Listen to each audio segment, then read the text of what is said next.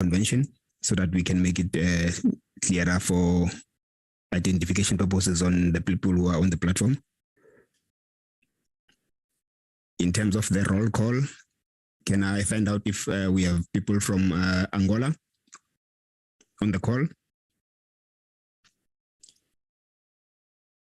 Is Angola on the call?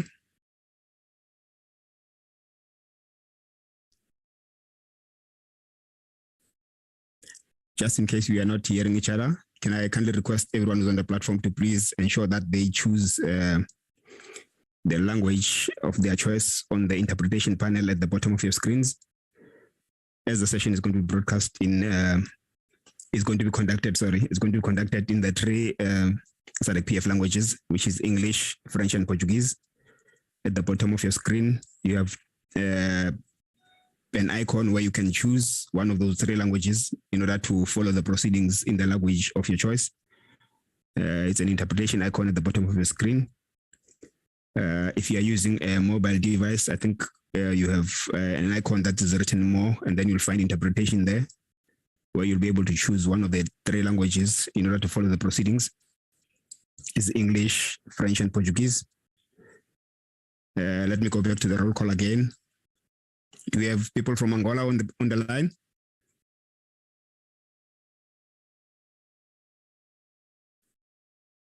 Botswana? Good morning. Good morning, ma'am. Is that Botswana? Yes, Botswana. My name is Kaone Solomon. Kaone Solomon, Attorney General Chambers, Botswana. Thank you very much, ma'am. Could you kindly change your, rename your gadget, start off with your country, Botswana, and then include the name, please? Oh, thank you very much. Thank you. Do we have someone from the DRC? Is the DRC represented? Eswatini?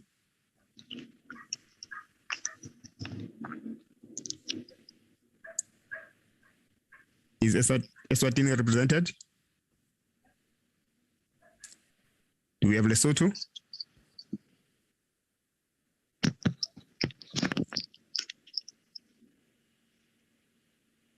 Lesotho? Madagascar?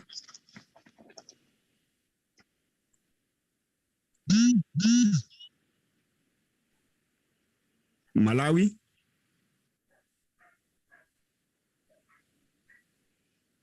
Yes.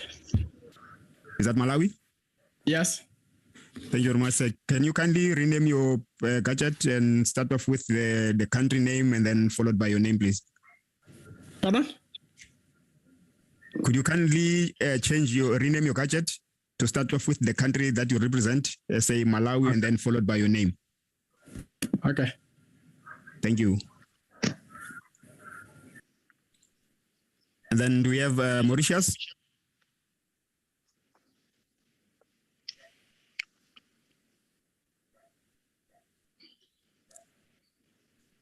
Mozambique?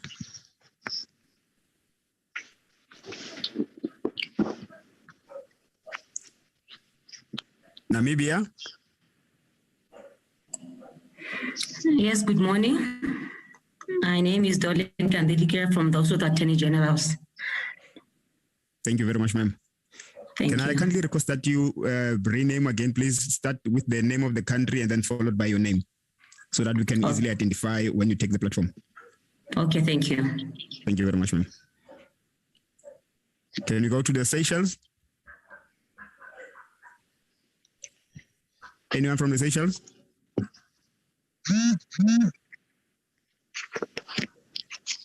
South Africa?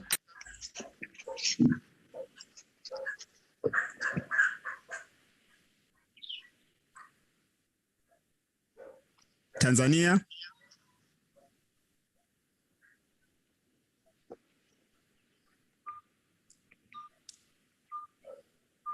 Zambia? Good morning, Chair. Good morning, ma'am. Thank you very much. I see you've already renamed your gadget. Thank you. You're welcome. Can we go to Zimbabwe?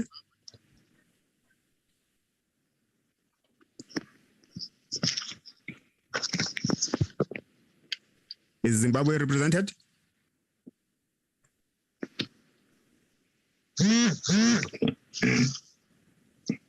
Thank you very much. Without wasting any time, I think we need to start. As I indicated initially, the session is going to be conducted in the three SADC-PF languages, which is English, French, and Portuguese. Could you kindly ensure that you choose the language that is suitable for you, that will enable you to follow the proceedings properly, because there is interpretation in those three languages.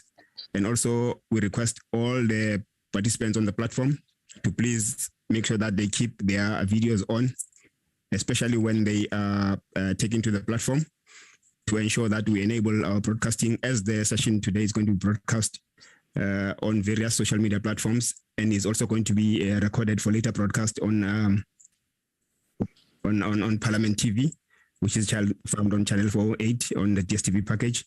We request honorable member, distinguished participants to ensure that they give us proper video that can be usable.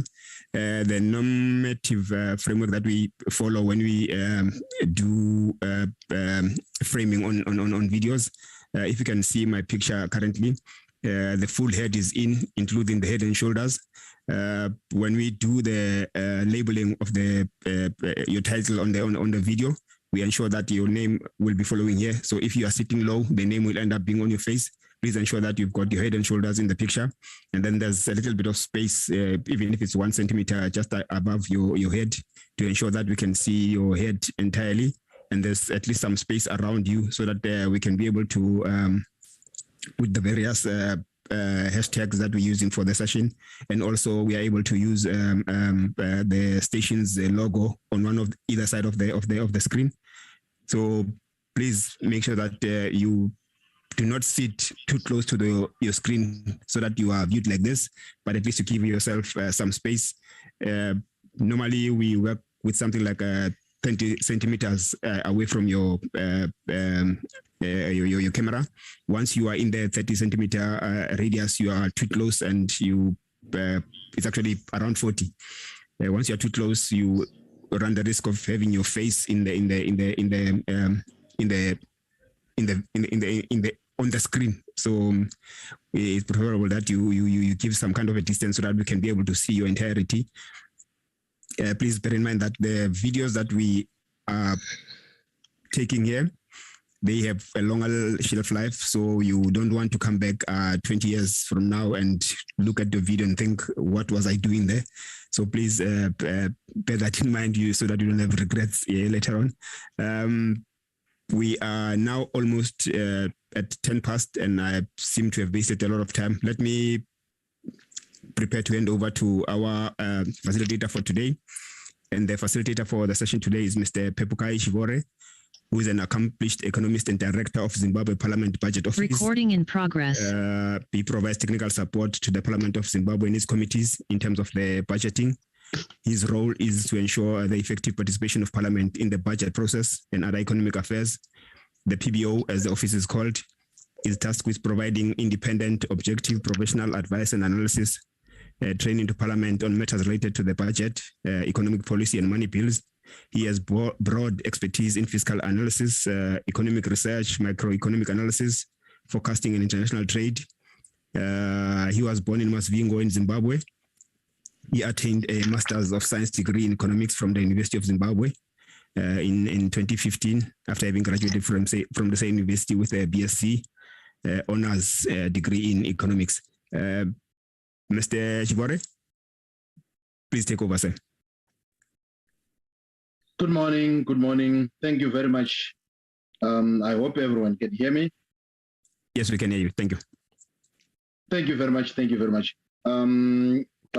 Today we are gathered for SADC model law on public finance management, and we are consulting with attorneys general of the SADC member states. So on our program, we are supposed to start with introductions, but I see they have already been done, but I'm not sure if those countries who had not yet joined have managed to join us. So if you allow me just to do again a roll call in the next 2 minutes to see if we have representation from countries that have that had not joined us when we did that roll call. Do we have representatives from Angola? Angola?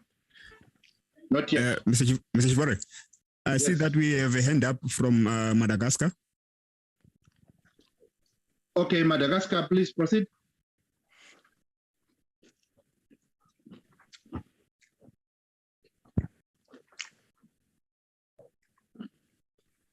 Madagascar, please proceed.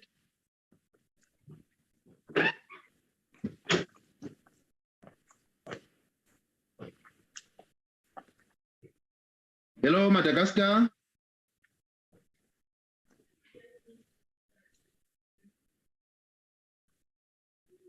Oh, perhaps.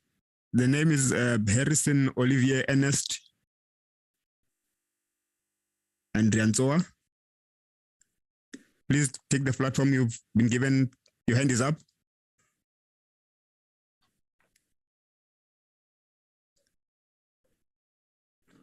It doesn't seem like they want to take the platform. Chair, please go ahead. Oh, thank you. Perhaps in the interest of time, can I request participants to introduce themselves in the chat platform, indicating their country and their designation in the chat platform, please?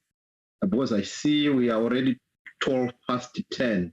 If participants can register in the chat platform, just indicating your country and your designation. That will save us lots of time. And again, in the interest of time, if I will then proceed to the welcome address.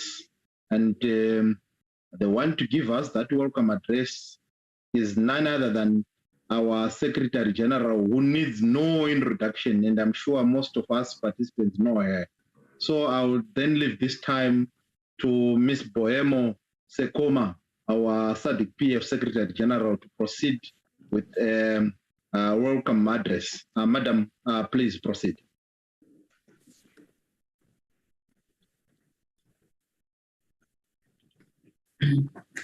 Thank you very much, Director of Ceremonies.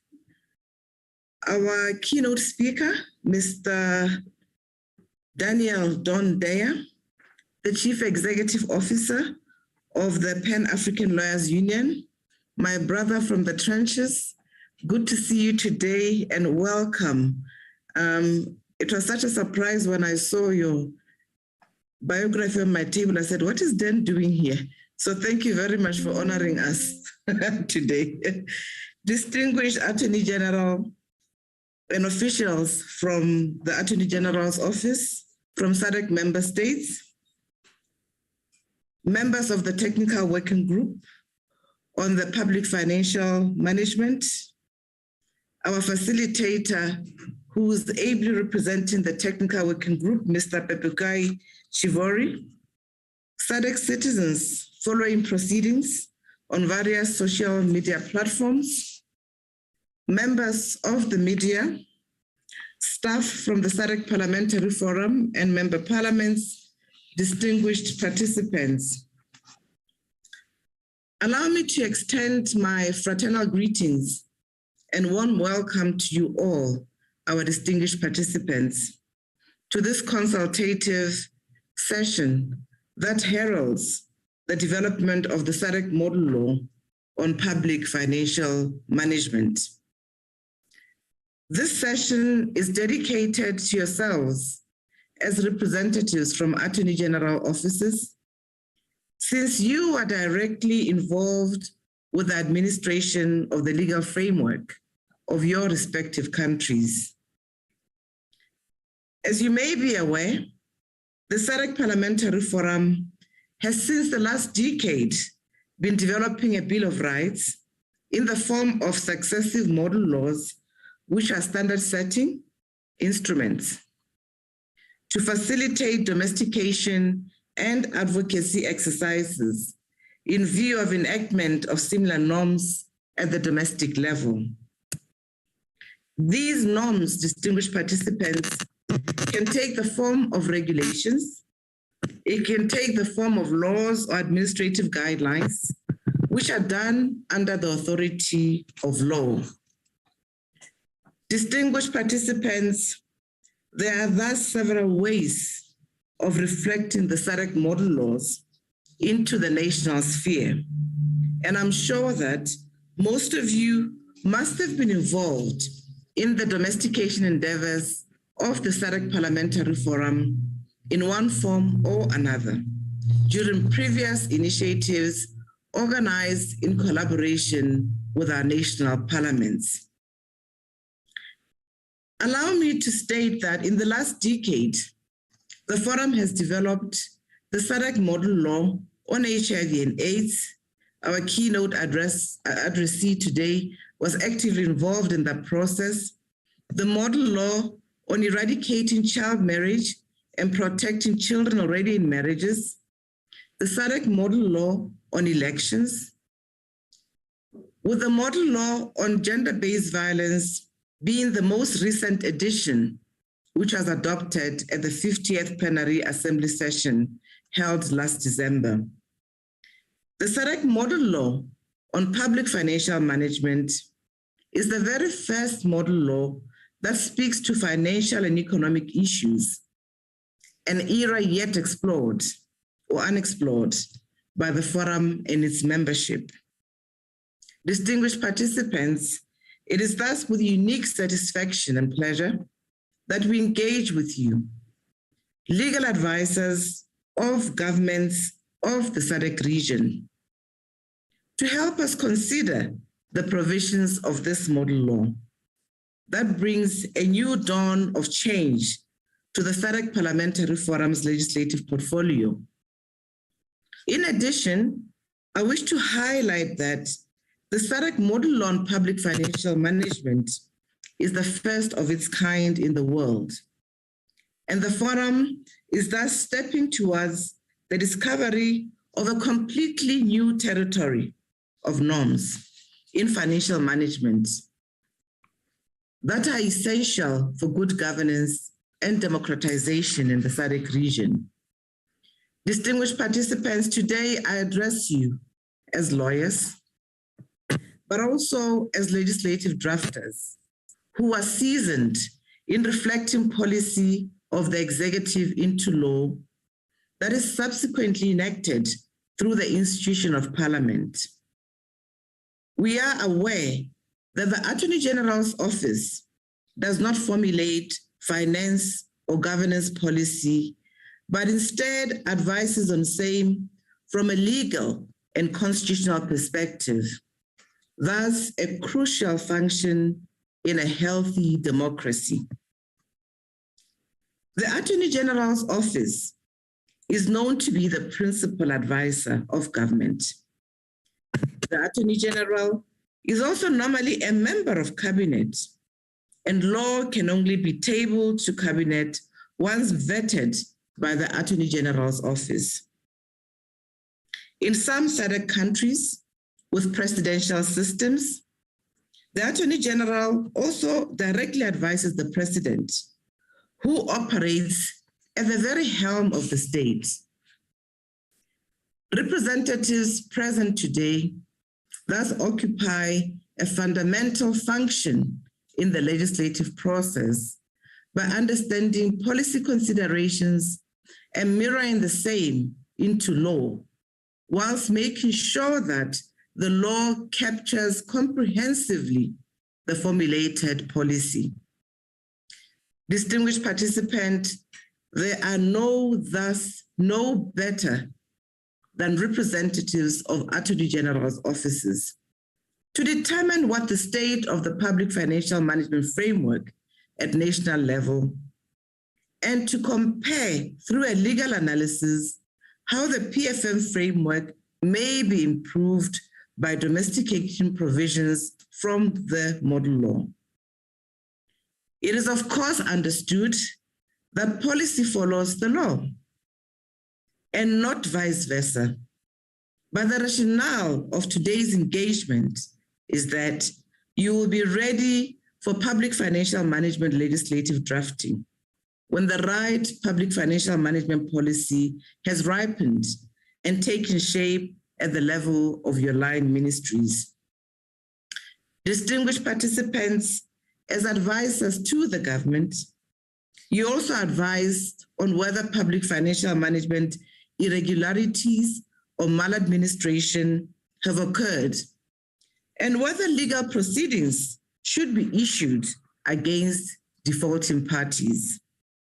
In addition, representatives of the Attorney General's office often advise on international best practices and policies, and the provisions of the SADC model law will constitute additional information for benchmarking at the time when financial or revenue-related treaties will be signed by member states. Last but not least, the Attorney General's office is directly involved with drafting of at least 3 to 4 laws that relate to state finances every year, including the Appropriation Act, the Finance Act, which reflects measures taken through the budget, and the Supplementary Appropriation Act. Although the nomenclature may vary across SADC member states, the rationale of enacting budget legislation is the same. And this is done through the collaborative enterprise and assiduity of the Attorney General's office. Distinguished participants, today we expect that you consider the model law with an open mind and interact on relevant provisions of interest with the legal drafter, Dr. Greenberg, and rapporteurs. Since you are legislative drafters by profession, all provisions of the model law will be relevant to you. However, you may pay particular attention to Part 4 on public funding, Part 5 on appropriation, and Part 7 on the national budget, since these are provisions which relate to legislative activities, enactments, and possible subsidiary legislation that will be channeled and processed through your offices. In addition, you may wish to consider the provisions on parliamentary control, which aim to heighten the powers of parliamentary committees. However, bearing in mind the sacrosanct notion of separation of powers. Dear colleagues and distinguished participants, pursuant to this consultative meeting, the forum's engagement with Attorney General's office will not stop here. We will continue to coordinate various issues pertaining to domestication, and the forum will pursue with capacity building on public financial management legal norms in collaboration with partners. The forum will thus accompany member states as we make progress with domestication. In addition, we plan to hold coordination sessions with the dedicated forum organ for domestication, the Regional Parliamentary Model Laws Oversight Committee, and line ministries may engage with the Attorney General's office in view of submitting comprehensive state reports on public financial management to this committee. As I conclude, distinguished participants, we all want a better life and a better standard of living in the SADC region. We are conscious that this will not happen whilst public funds are squandered without a proper oversight of Parliament. This is why the model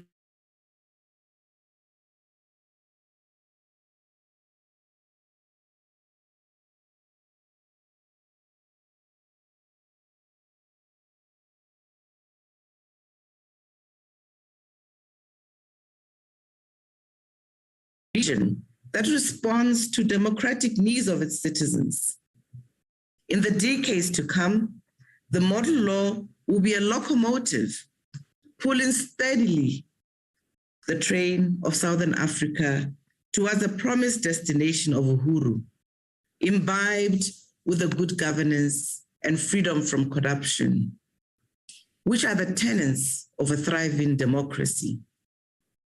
On this progressive journey, I'm confident that you will act as the legal custodians of the incremental domestication of the model law for the benefit of the SADC region. On this cheerful note, I wish you all a pleasant session, candid deliberations, and a good day. I thank you, Director of Ceremonies. Oh, thank you very much, Secretary General, for those words. We can't really thank you enough for that opening speech. And without running into the risk of repeating what you said, I think we all heard that we want better lives for our people in Southern Africa. And this model law will be a locomotive to pull us towards that promised land. And we also heard that our attorneys general have a big role to play, especially in the domestication of these model laws. So I won't repeat what you said, Madam, but just to say thank you very much for those inspiring words. And you have set the tone for our meeting today. And I'm sure you also highlighted some key sections of the model law that our attorneys general can also look into and comment.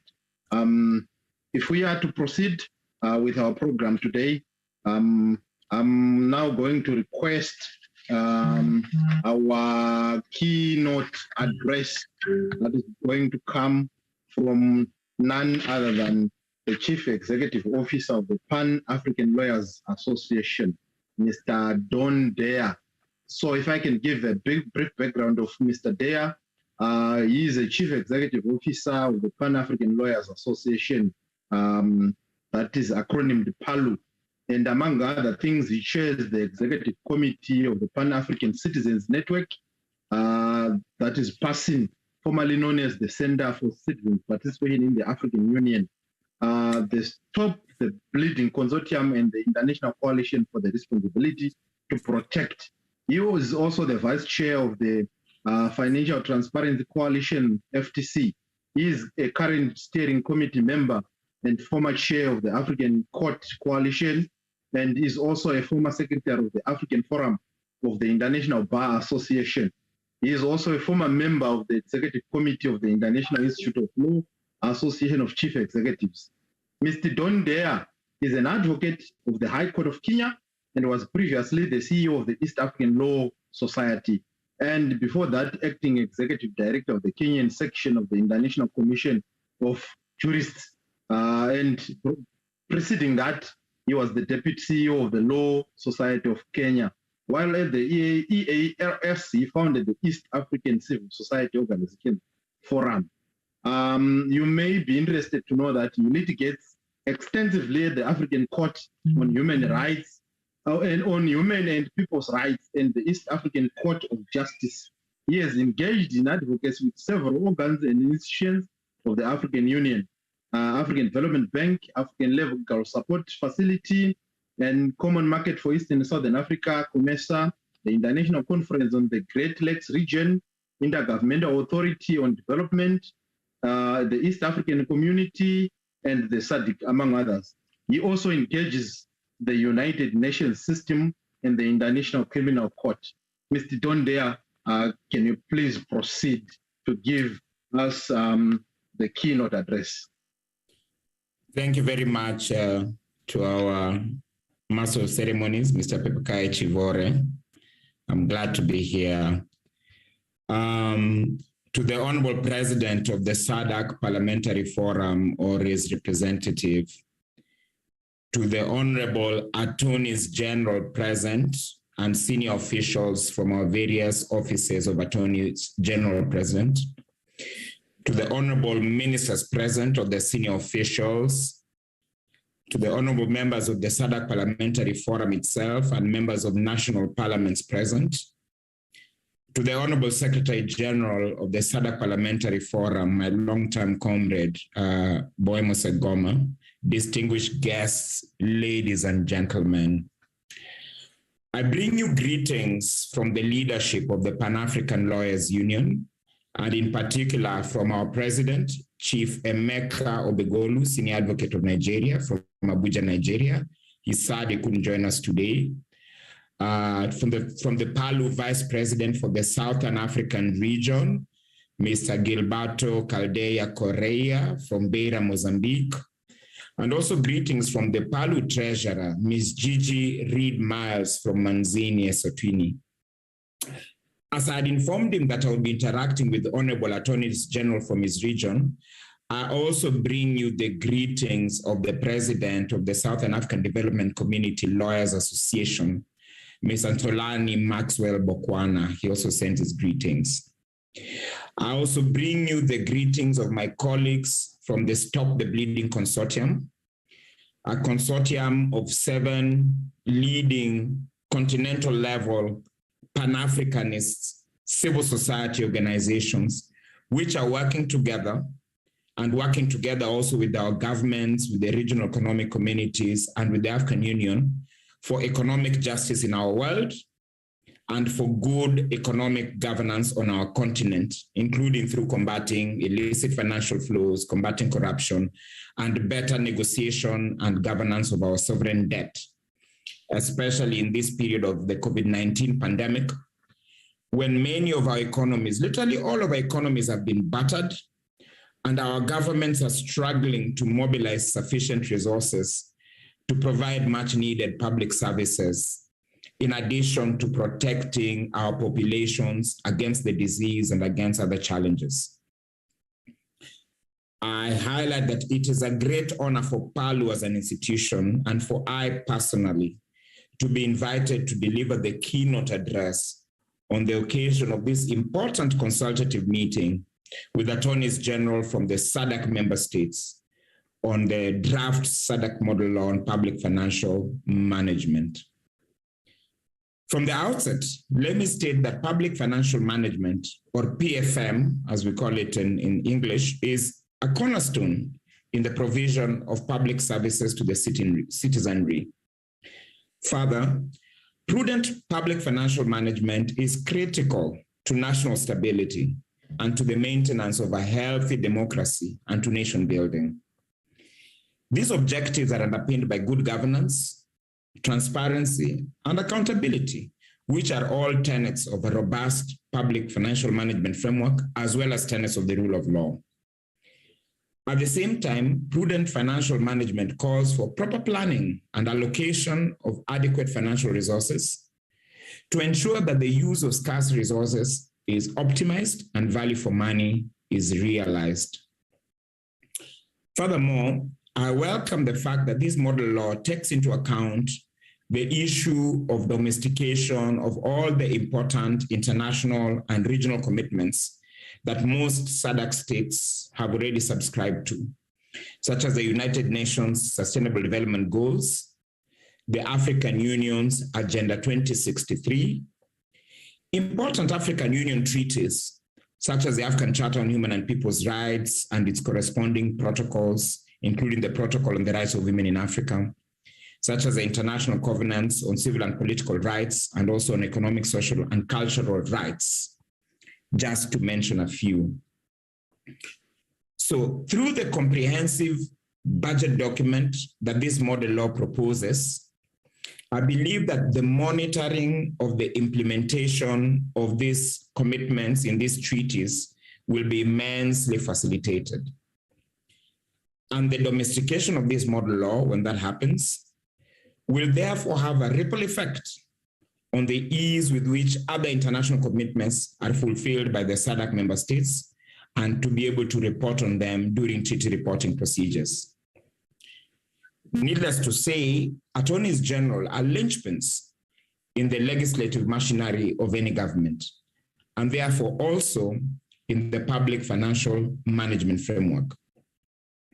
As we all know, attorneys general are responsible for providing the entire gamut of legal advisory services to the state, in almost all of our SADC member states, this is a constitutional mandate. It is required expressly by the Constitution.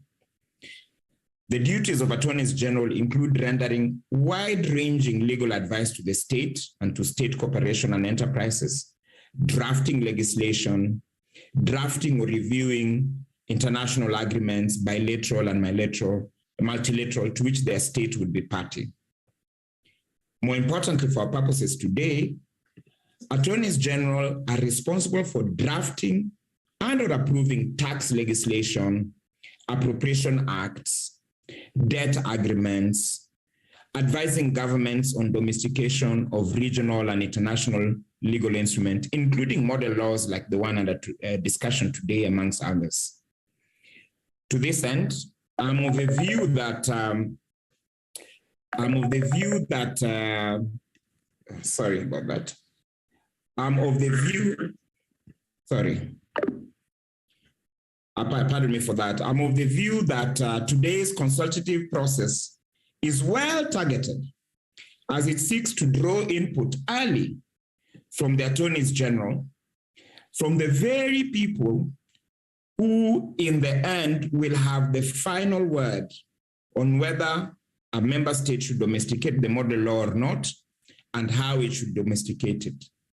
So this consultative process, early in the process, will therefore help to clear any legal bottlenecks which could arise and which could have the potential to slow down the domestication process once adopted. In light of the above, allow me, on behalf of the Pan-African Lawyers Union, to appreciate the efforts of the SADC Parliamentary Forum in ensuring that the process of finalizing the model law is inclusive by opening it up to various stakeholders.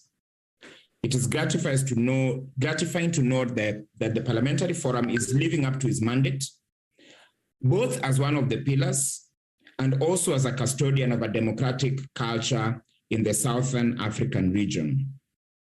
To the participants, I implore each one of you to actively participate in the deliberations today.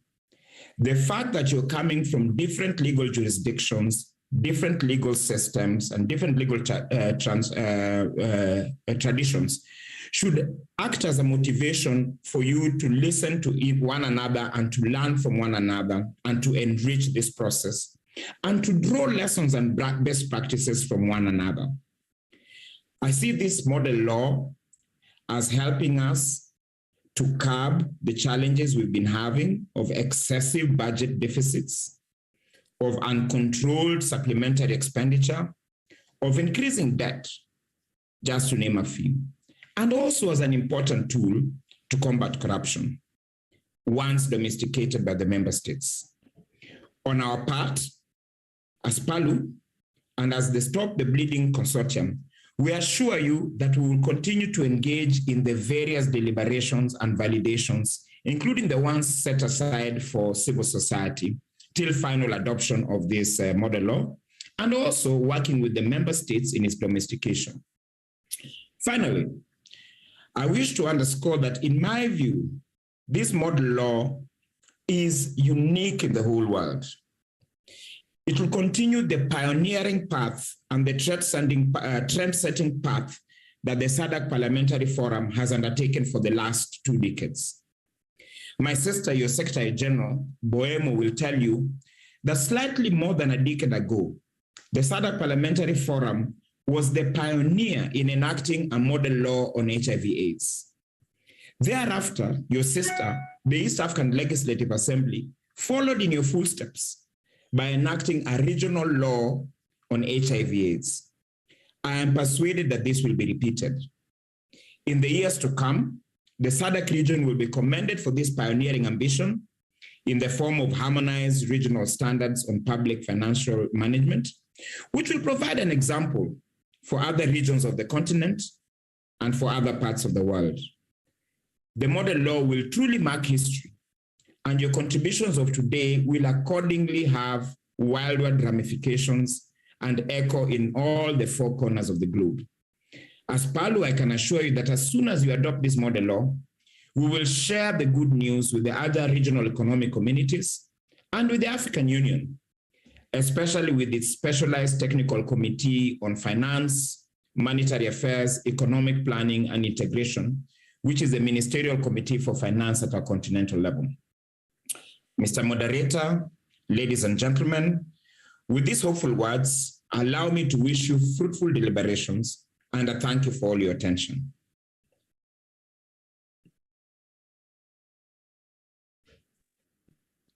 Thank you very much. I can see the SG nodding in appreciation of your kind words, sir. Thank you very much, Mr. Don Dea, the Chief Executive Officer of the Pan-African Lawyers Union, PALU. And we receive the greetings from the Pan-African Lawyers Union. And we take your words very serious, sir. That we really need to work towards the domestication of these model laws, and especially this one, which is taking into account the international best practices and also the regional and international protocols. So if we domesticate it, then in a way we are also domesticating some of the regional and international protocols that our respective countries are party to. And you also appreciated the inclusiveness of the process in which this model law was developed, and also reiterated your desire and expectation to see this inclusive process being carried forward as we finalize this model law. And I agree with you, this model law will also assist member states to manage some of the fiscal challenges that we've been facing, including, but not limited to, rising debt, fiscal deficits, corruption, among other things. And we wish to congratulate the SADC-PF, the Secretary General, and the member states for pioneering and trend setting, just as you've alluded to. Madam Secretary General, congratulations. You have been setting the trend in the region. Thank you very much, sir, for those words. And without much further ado, if we can proceed with our program. I'm not sure if other member states have also managed to join us. Do we have any representation from the countries who were not present when others introduced themselves? Anyone who has joined us? Anyone who has joined after introductions? Do we have representation from Angola, the DRC, Eswatini, Lesotho, Madagascar,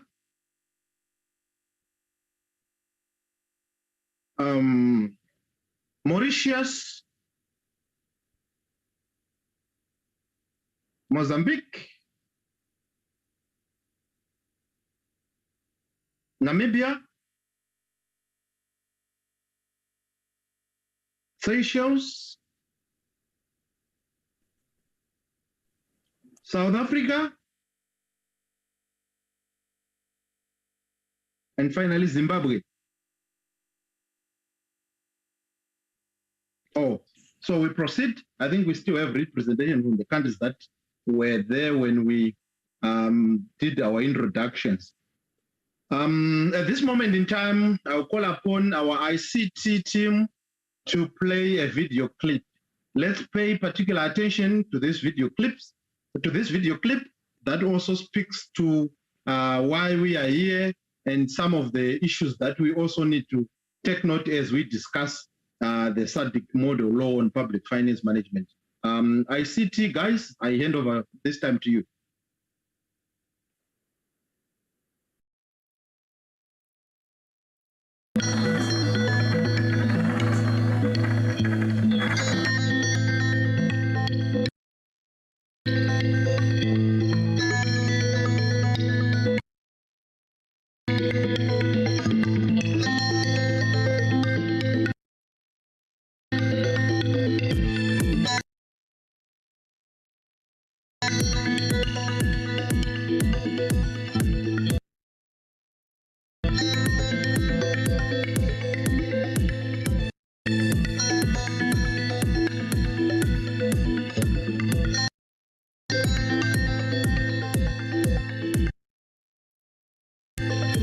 is not about a campaign against multinationals, just bluntly. We would like to see clean businesses who come here, pay their taxes when they work with us. The idea of reporting all their profit in a small headquarters where there are only 2 or 3 people working there and overlooking the entire operation, which is 60-70% of it is happening in this continent. We would like that to stop. Curtail abusive transfer pricing, for example, trade misinvoicing, for example. There's a lot of work that remains to be done. We must indeed achieve the objective of stopping the bleeding, of retaining these resources on the continent, which are illicitly flowing out of the continent. These scenes are not so dissimilar to one that happens every day across the African continent. A businessman goes into a bank and makes a transfer of funds to an offshore company.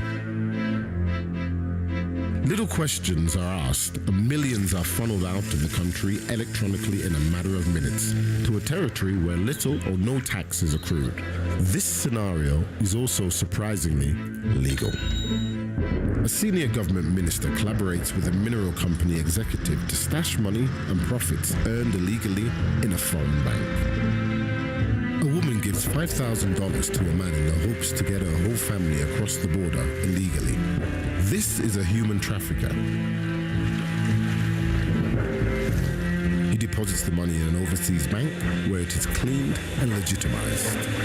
All these are examples of illicit financial flows, or IFFs. Money leaving the continent, being funneled into international, global, already developed capitals and depriving African national economies of vital liquidity and resources. The campaign to stem IFFs, or previously termed capital flight, is by no means a new phenomenon and has recently received a boost by the revelation of the Panama Papers, an unprecedented leak of over 11 million files detailing wealthy individuals and numerous multinationals exploiting secretive offshore tax regimes has elevated the issues of illicit flows to the forefront of the global agenda and media scrutiny. The establishment of the high-level panel represented a watershed and new strategy to combat the illicit flows. All started on a Sunday in Malawi. We were preparing for the opening of the African Ministers of Finance, Planning and Economic Development Conference in 2010. The room was full. We were really surprised with the response. And those who attended, they said, no, this has to go to the ministerial proper the following day. And we had a 2 hours discussion on it. And African Ministers of Finance, in their wisdom, they said, no, this is a development issue that is too important for the continent.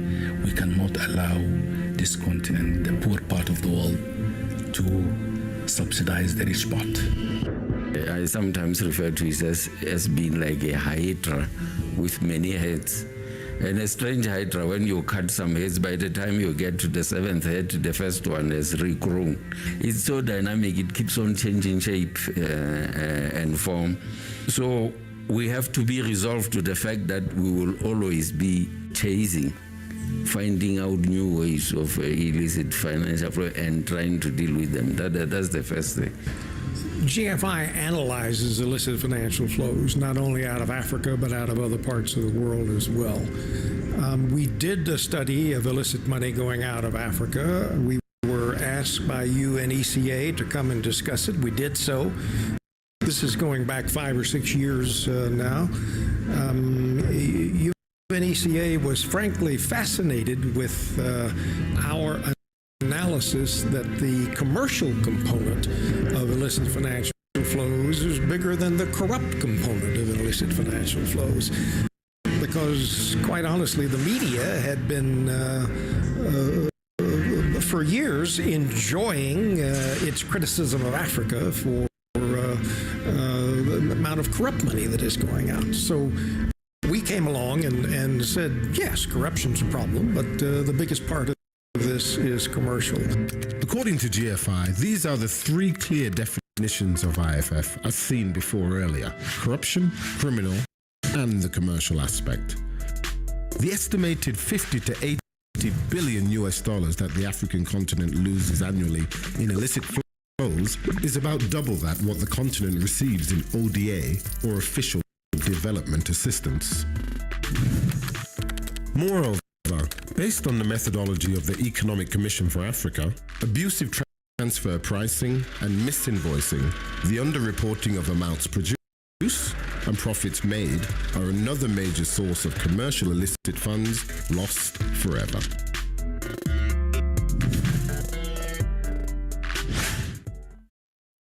When we then presented our report to the African heads of state and government, they adopted the report in full, adopted the recommendations that we had made, and then decided as African heads of state and government to follow up on the implementation of what had been the recommendations, which had then been adopted as decisions of the AU summit. There's been a confluence of forces that have really given this a boost, and also, as you know very well, the birth of this was looking for how the continent can finance itself. And one of the immediate low-hanging fruits was the issue of illicit financial flows out of Africa. So I think it's firstly therefore leadership, secondly circumstance, and thirdly the strategy brought to this by the ECA. So it's been an exciting work, and the whole purpose is to promote African development. And how do you promote it? There has to be resources. It's resource mobilization. And in that regard, what are the obstacles to resource mobilization? And one of the obstacles is illicit financial flows from the continent. There is really nowhere else on the continent where there is a plug-in for policy and legislative shifts that we need to make on the continent to defend our outflows, other than currently the high-level panel. And they're doing a tremendous job because they've gone from beyond the report and letting it gather dust in somebody's office, but also looking at the systemic work that needs to be done, work with regards to policy and policy shifts, both at the Ministry of Finance level, as well as bringing in civil society and regional organizations to make the necessary policy shifts that we require. It's good work that they do. Even before the Panama Papers, they have managed to elevate the issue of international financial flows, at least, or illicit financial flows from Africa, at least, into an international issue. It's a global challenge also. So they anticipated the Panama Papers. Perhaps they'll be similar in future, but already the work of the panel has already put this into the fore, has already elevated this into a global issue, a global challenge, something requiring global action. Illicit flows have steadily increased over the years in scale and magnitude, and fundamentally undermine our ability on the continent to achieve our sustainable development goals, impede transparency, and risk further increasing inequality and poverty. The campaign to stem IFFs is now galvanized under a wider context, incorporating an array of actors from civil society, tax and governance advocates, and government and parliamentarians. We wanted it on the global agenda. It is now on the global agenda. So there are many people who are part of this campaign to stop the continent bleeding of these resources. So it's governments, it's civil society, it's business, it's everybody. Our role we see as bringing the interests of citizens on the table to ensure that the design of policies that will ultimately curtail illicit financial flows and ensure domestic resource mobilization are policies that are not also at the same time leading to increased inequality and having a situation where it's already the poor that are already carrying the burden that are going to suffer out of that. And for that to happen, you need to have civil society organizations in the room to create that critical mass of actors to be able to again demand that the politicians and the governments actually fulfill their commitments, honor their commitments in terms of what they said they are planning to do to curb illicit financial flows. Firstly, do you even know that there's IFFs? And if you do, what does that mean to you as a political party? In election campaigns, in parties that are in parliament, because we just say MPs, some come from ruling parties, some from opposition. Those that are in ruling parties, how are you influencing your own ruling party in terms of IFF? But more so because parliamentarians get a budget for constituencies.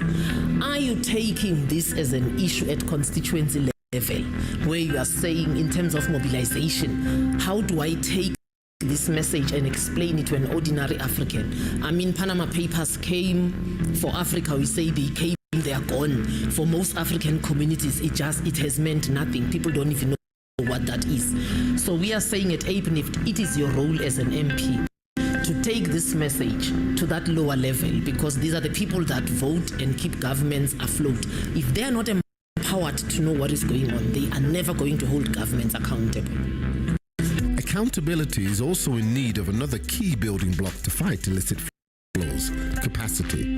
Capacity building of appropriate institutions across the continent is key to improving skills and enforcing financial retention. We begin to see that capacity challenges or the lack of capacity is a critical issue for combating illicit financial flows and stopping the bleeding. In particular, one area where African countries have big problem is actually implementing the legislations and the laws that they have for money laundering and for corruption and for all kinds of activities, illegal outflow of funds. And so we're working very hard to strengthen these institutions so that they can become more effective in dealing with these issues, and they become better coordinated in terms of what they do.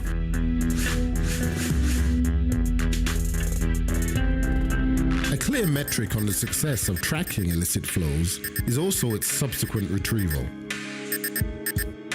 Headway has now been made in a number of countries, generating repatriation of funds and the curtailment of aggressive tax avoidance regimes. But we need even improvements to track it better. Better accounting and international accounting standards, better capacity with customs officials, better capacity in drawing agreements and another thing. I mean, even just identifying or tracking will take some effort.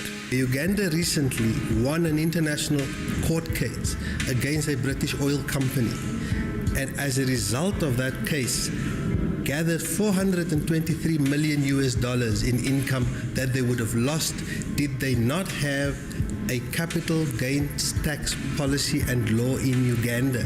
Many African countries do not have that.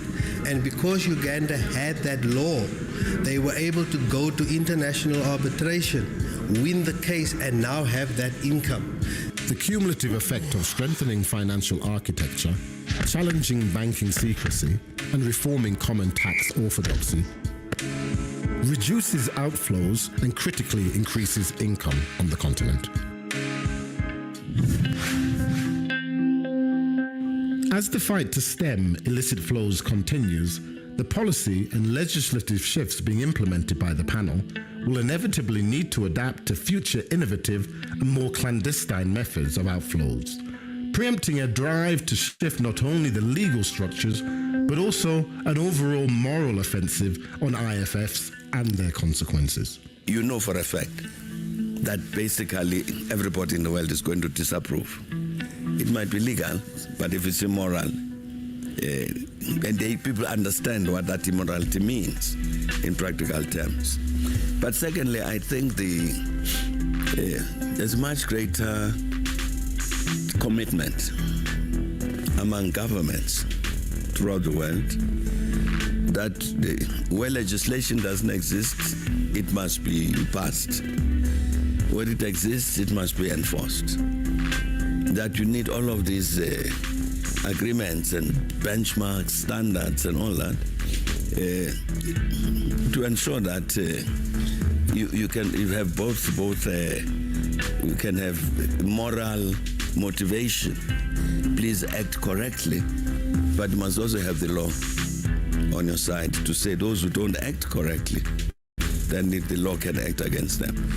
So that you see, even the definition of what's illicit in terms of the law, as people understand the loopholes and so on, and the impact, the negative impact of these illicit flows in terms of the quality of the lives of many, many people.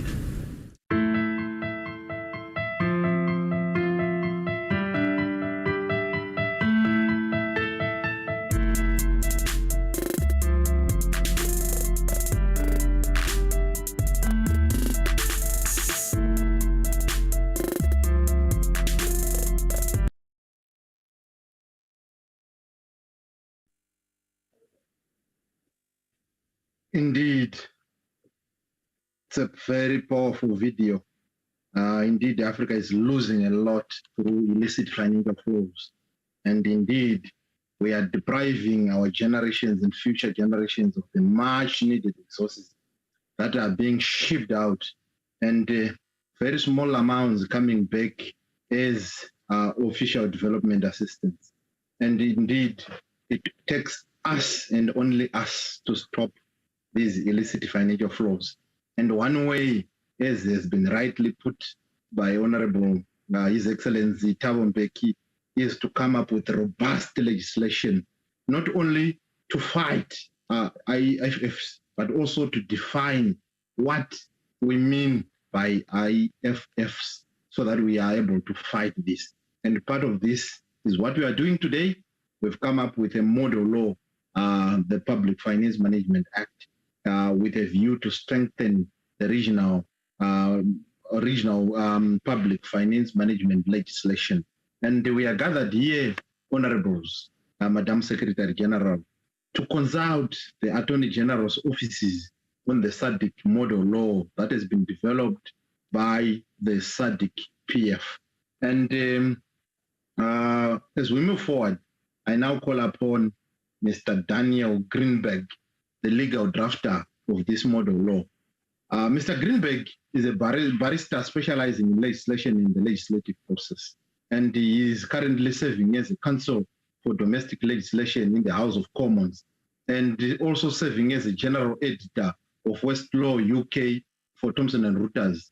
He has a law degree from Cambridge University, England, and has over 30 years experience in legislative drafting and the machinery of government. He has drafted legislation as set out in the lists that are attached in his enormous curriculum vitae, and he has worked with the governments and parliaments in UK, Albania, Wales, Malaysia, Nigeria, among a host of other countries on the production of legislation and on legislative development process. Mr. Greenberg has extensive experience, as detailed in his, like I said, CV, and he has experience in training, in teaching legislative drafting skills, including intra-government and external consultation processes. And he writes on legislation and the machinery of government issues. I will not exhaust everything about Mr. Greenberg, but suffice to say that I will invite Mr. Greenberg to now take us through this SADC model law on public finance management. And honorable participants, you are reminded to take your pictures as you participate in this meeting, and you can share those pictures on our social media handles. And you can tag the pictures using the hashtag SADC model law on PFM, or hashtag efficiency in PFM, or you can also tag the SADC-PF. Mr. Greenberg, the time is yours now, sir. Thank you very much, honourable and distinguished facilitator. Grateful to you and grateful to honourable and distinguished Madam Secretary General for her opening remarks. and to the Honourable and Distinguished Keynote Speaker for his introduction to today's proceedings.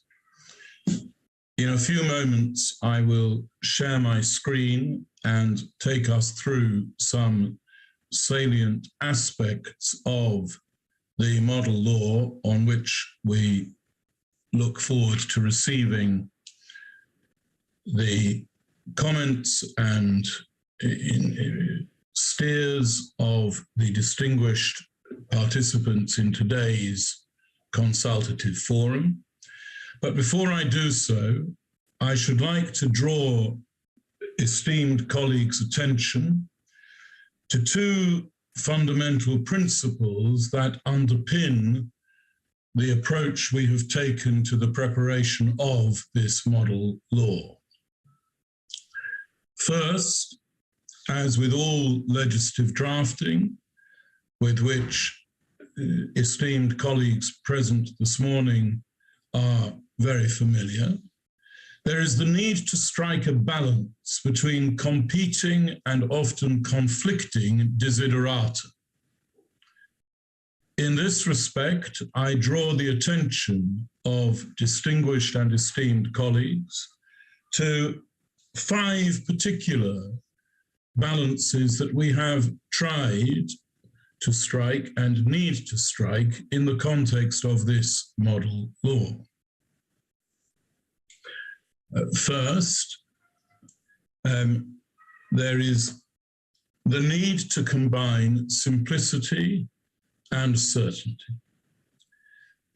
As we heard in the interviews in the video clip just shown by the Secretariat, if model law is to be effective in combating illicit financial flows, in helping to control sovereign debt, and in all the other financial issues to which it is addressed, it is vital that it should be simple, that it should be capable of being understood and applied simply and effectively by the professionals at whom it is aimed. And to that extent, it requires to be based on clear and simple principles that are set out in the legislation, without complexity being allowed to shroud and obscure those fundamental concepts. But at the same time, this needs to be sufficiently certain. It has to descend to a level of detail at which ministries and others involved in the public financial management system can get clear and certain answers to their real day-to-day questions. So it has to strike a balance between adumbrating simple principles and giving certain answers at a level of detail. Secondly, it has to balance accessibility against accuracy. I note with particular pleasure that our consultative forums are open to the public and are being live streamed and are being therefore attended virtually by a range of civil society actors, but also by members of the citizenry at whom these laws are really aimed. Because it is necessary for effective public financial management law to be felt owned by the citizen, who will then become engaged with it, who will support it. And every citizen needs to feel that this model law is relevant to her or his life. Distinguished delegates, at one of the consultative forums a few weeks ago, we saw a different video clip containing interviews with those who live in rule of law societies, but are not part of the rule of law mechanism themselves. We heard from a number of young members of different SADC jurisdictions, and they expressed a surprising, to me, degree of interest in the complexities of public financial management. And one young woman in particular struck me when she said that she wanted to feel confident that monies being raised by her and her peer group were being applied in a way that was relevant to their world. She raised particular doubts about infrastructure expenditure and its relevance to those who inhabited particular areas of her country. And it seems to me, in striking a balance between accessibility and accuracy in the presentation of this model law, it's very important that citizens like that young woman, that every citizen feels that the mechanisms of public financial management are not meant to keep this some sort of a technical secret which citizens cannot share in, but that exactly the reverse. They are designed for transparency and citizen engagement. And they are designed to give confidence to the citizen that this is something being done for their well-being. But at the same time, this has to be a technically accurate document aimed at financial professionals. It has to use technical language where it is addressing a key target audience of a technical nature. It has to use accurate terms of accountancy, of procurement, of public sector management, and it has to be an accurate reflection of the complexities of public service in the financial sector. Third,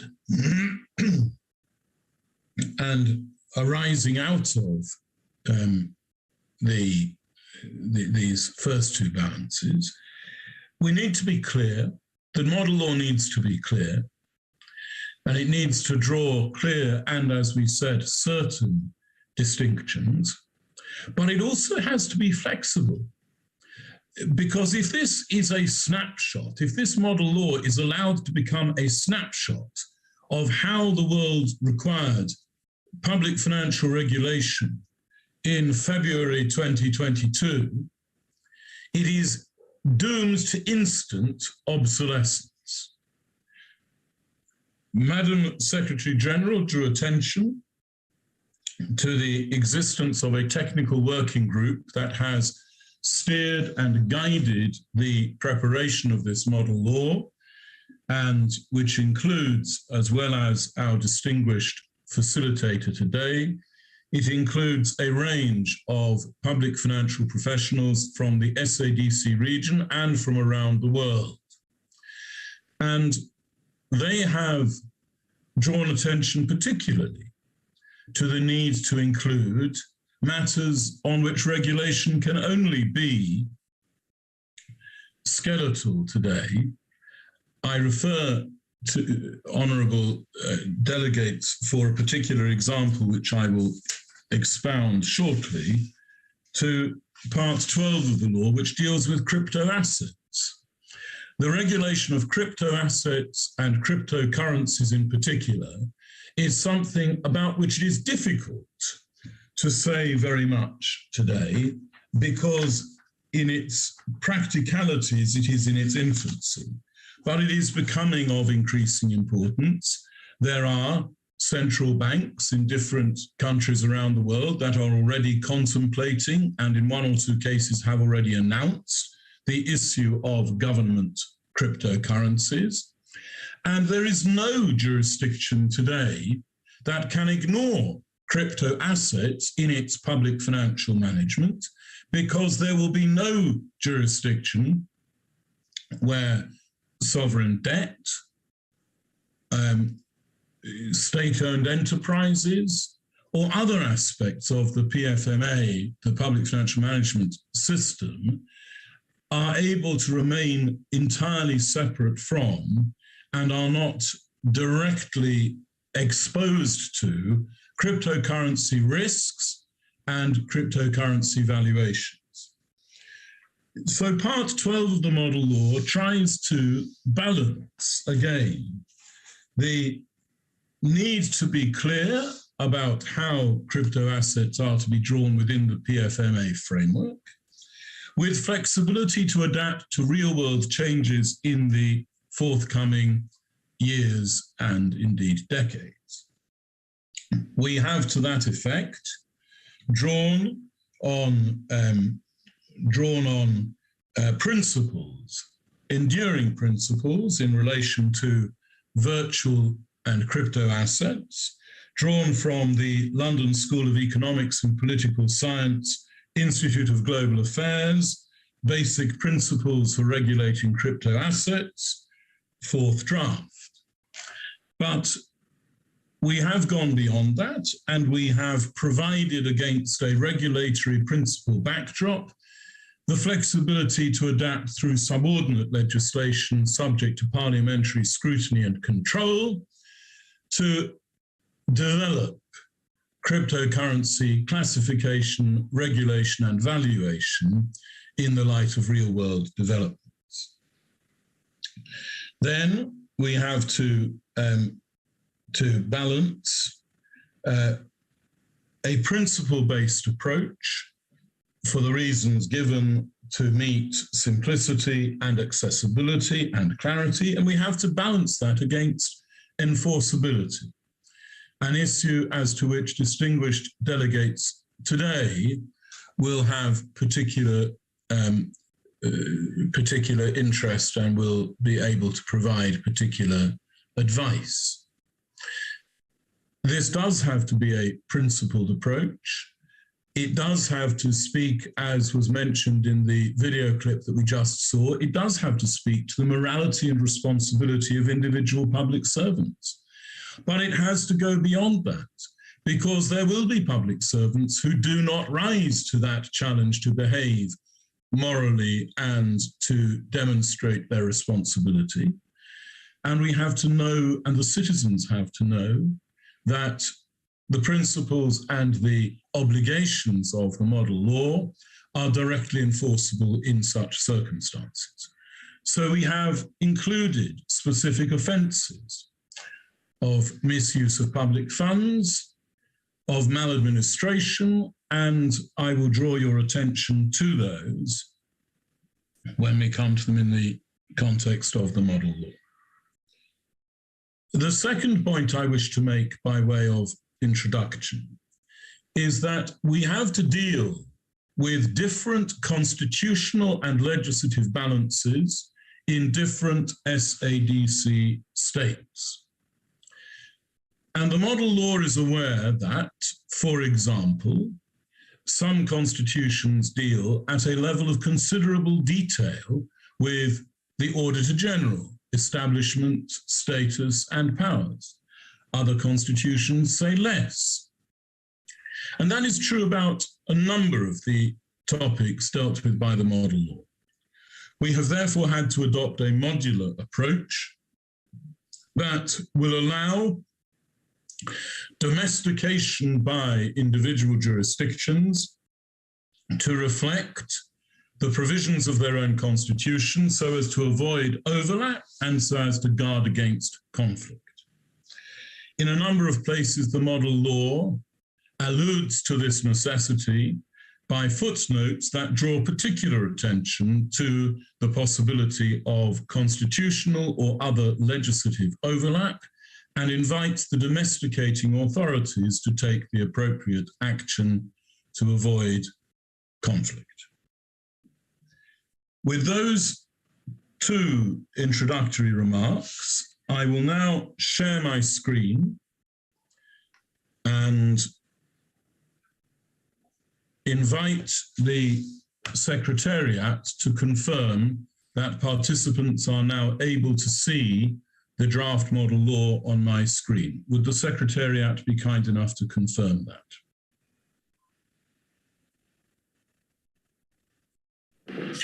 Yes, Dr. Greenberg. Yeah. Thank you. I start with part 2, where we set out the aims and objectives of the public financial management system. And in the light of my introductory remarks, distinguished delegates will not be surprised to see that we enshrine the principles of accountability, transparency, independence, and modernity in a purpose clause at the beginning of the Act. And I stress to distinguished colleagues today that this is not in the preamble, although the preamble also includes corresponding material. This is an operative provision by way of a purpose clause to which the courts will give the standard operative effect and weight that they give to purpose clauses, and it is to be understood as sounding in administrative law to that extent and for that purpose. I note in passing that in accordance with what I said about the citizenry involvement, it deals with raising of revenue, but it is also about accountability, transparency, independence, and modernity in relation to expenditure, as well as accounting and, of course, parliamentary oversight. By way of affecting the balance between the principled approach and the need for citizenship, ownership, and engagement, Clause 10 requires public officials to aim towards some stated objectives, and it then requires the executive to establish a scheme for measuring success in traveling towards those objectives. Optimization of revenue and expenditure, the elimination of unauthorized expenditure, sustainability, and parliamentary accountability and oversight are all capable of being measured by objective benchmark schemes that can test success and demonstrate success to the citizenry. It is also important that those benchmarks will inform the reporting and recording functions under specific provisions of the Act. Clause 11 articulates public financial management principles that the courts, again, as operative provisions, will use in construing and applying the later provisions of the law. The transparency principle, the accountability and participation principle, formal and meaningful opportunities for public engagement with a specific mention for inclusion of the most disadvantaged. The oversight principle, that all the overseeing institutions, including Parliament, the National Audit Office, and other regulatory bodies, will have the necessary resources, powers, and processes to provide that independent oversight in an effective way. And finally, the responsibility principle I mentioned before, that has to be weighed against and supported by enforceable offences, which we will come to later. And finally, values. We articulate on the face of the model law the public financial management values of integrity, independence, impartiality, equity, professionalism, accountability, and responsiveness. And we place a duty on public officials who are exercising functions under the model law to aim constantly to demonstrate that they apply those values in the performance of their functions. In terms of flexibility in relation to the Constitution, Clause 13 makes express provision of the kind that I alluded to earlier, about the need not to overlap with the Constitution and to fit with the Constitution and other relevant legislation. Part 3 lists the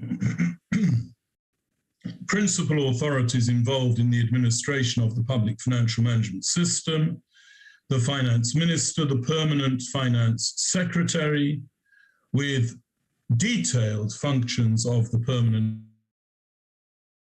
finance secretary, including powers of inspection internally, the role of the finance ministry with its general functions, which again will be tailored to individual jurisdictions, accounting officers within each public official unit with their specific functions to be addressed, and the Auditor General is mentioned briefly because that office is addressed in more detail later in the model law.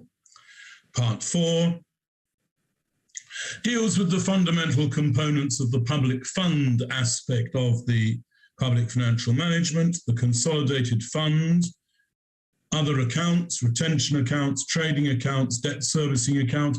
And we were asked at one of the earlier consultative meetings to consider saying more about special funds here, and we will take that away and consider it. Excuse me. I pause here to note that in a number of places, the draft places a duty on the executive to make subordinate legislation, regulations, in relation to a range of matters that require greater detail in order to combine certainty and flexibility, to make the model law ambulatory and capable of meeting the challenges of the years ahead. In some respects, consultative forums have raised doubts as to whether in all of those cases it is appropriate for the minister to be making regulations. For example, the Auditors General, when consulted, the Auditors General felt that regulations relating to their procedures and processes still needed to be independent from the executive.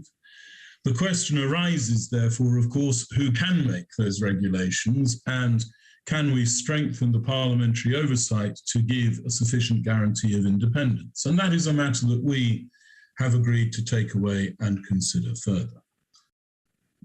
Part 5 adumbrates the standard supply and appropriation system that operates in all SADC systems. Part 6 says the same about parliamentary control under the umbrella of a separate parliamentary engagement principle, encouraging Parliament to use the full range of mechanisms available to it for overseeing, controlling the public financial management process.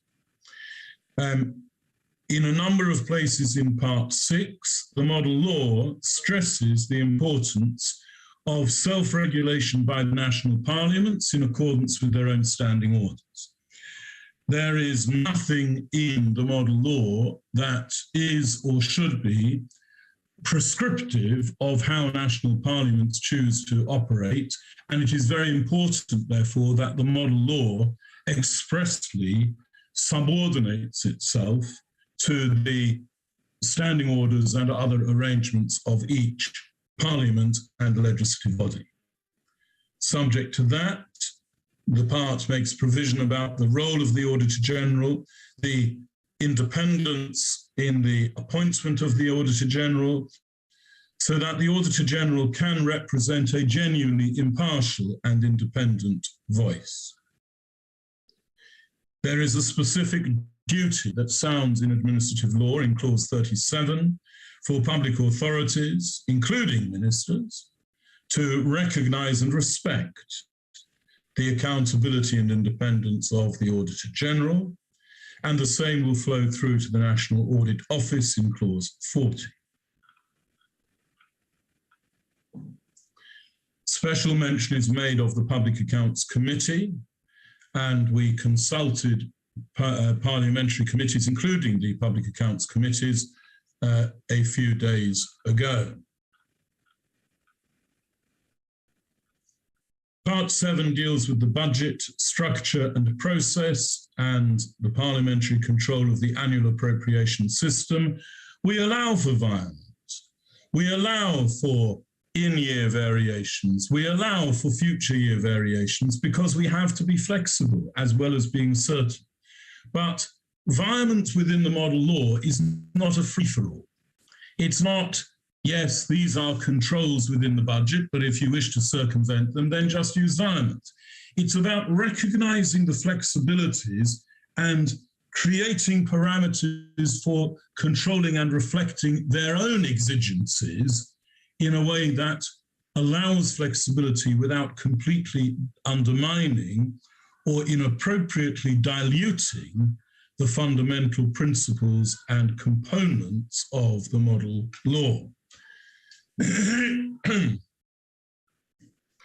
We make specific provision about the adequacy of the budget debate and consultation, and again, with a very significant move towards citizen engagement, as well as engagement, effective engagement by all public authorities and civil society bodies.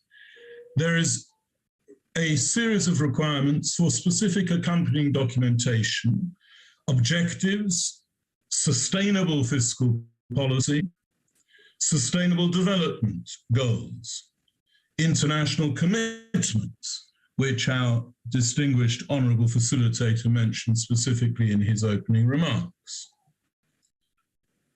Equality and diversity, to be at the heart of the public financial management system, again, so that citizens know that wherever they sit within the social structures of the jurisdiction, their fair and equitable treatment and their equality of opportunity is at the heart of the consideration of financial matters by the Parliament. And again, past year and future year implications, as well as multi-year budget projections, and a public debt statement forming a core component of the budget documents. In-year developments I have alluded to, similarly for delays and pre-budget expenditure. Part 8 deals with government borrowing in its broadest terms, sovereign debt, which was mentioned by the distinguished keynote speaker. Sovereign debt is treated as a separate component here of the Public Financial Management Act. Again, in some jurisdictions, it will already have its own legislation against which this can be benchmarked. Classification to ensure sufficient breadth to cover all aspects of sovereign debt. A strategy, committees, leading up to the fundamental powers and duties, including a general authority to borrow within borrowing arrangements approved by the minister or the finance ministry. Arrangements for government securities, including a registration system, and express recognition at the suggestion of the technical working group of on-lending as a particular issue within the debt envelope. Guarantees and indemnities similar.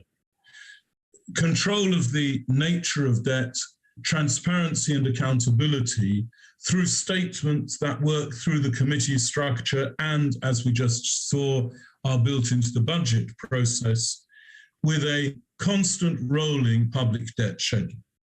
Ceiling limits that do not prevent borrowing above them, but indicate where they are reached, the need for specific excess reports, scrutiny and control to ensure that excessive debt is handled and addressed in an appropriate way. Procurement and use of public resources is dealt with in Part 9 in accordance with principles that will be familiar to distinguished delegates.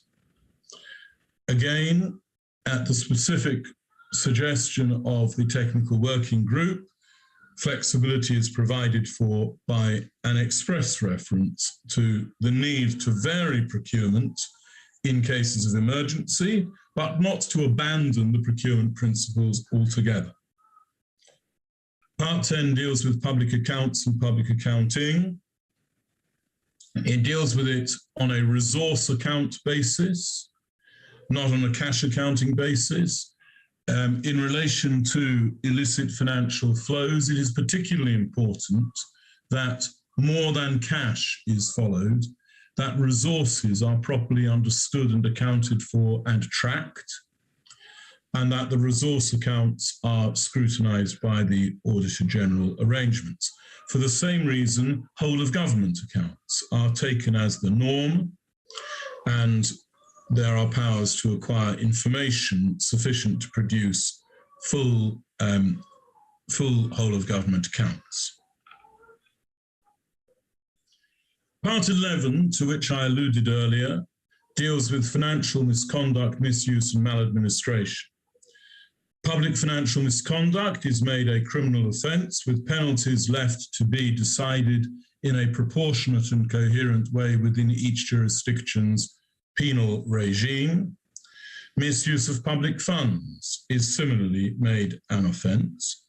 Maladministration is not made a separate criminal offence, but in order to address the evidential difficulties as well as the well-known enforcement difficulties in relation to the offences of misconduct and misuse, maladministration is introduced as permitting reports of these independent bodies and investigations or inquiries established by the executive, permitting those reports to identify failures by public officials, and those failures are not criminal offences and do not lead directly to criminal sanctions, although they could, of course, inform a prosecution for a pre-existing offence, either under the model law or under some other law, but they can lead to disqualification for certain kinds of public office, which, being a privilege, can be withdrawn in accordance with the system set out in clause 113. Part 12, dealing with cryptocurrencies, I have spoken about at some length, and I draw attention in passing merely to the principles of engagement, classification, which is, of course, one of the biggest problems, consumer and investor protection, which is, of course, one of the greatest aims, cryptography and technology, and constancy in the approach towards the inclusion of cryptocurrencies and the preparation of a virtual currency strategy. I come finally to draw distinguished delegates' attention to two aspects of the final part: the power to issue supplementary regulations, which supplements individual regulation-making powers that permeate the model law in the way that we have described, and the power to give guidance, and the power for the executive to give guidance in relation to matters of administrative process or procedure in a way that enhances the clarity and certainty for the citizen in the execution of the model law, subject always to the control of Parliament, as well as consultation with a range of authorities, but scrutiny and control of Parliament is at the heart of the quasi-legislative policy and also at the heart of the subordinate legislation policy, as set out in clauses 130 to 132. I hope that I have given distinguished delegates an overview of some of the features of the model law on which we particularly welcome your advice and guidance, and I thank you for your kind attention.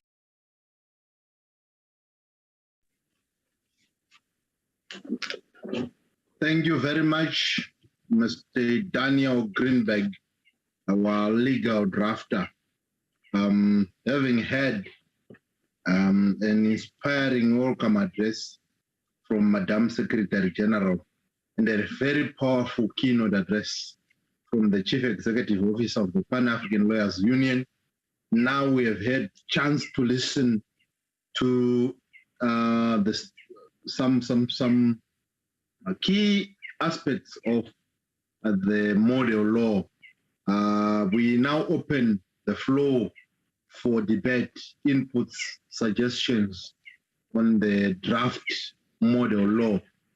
Honorable Attorney Generals, it's now time for all the participants to make an input into our interventions for consideration in finalizing this model law on public finance management.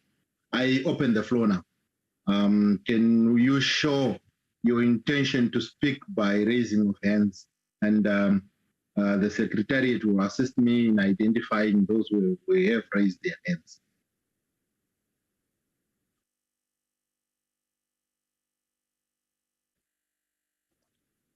Distinguished participants, the floor is now open.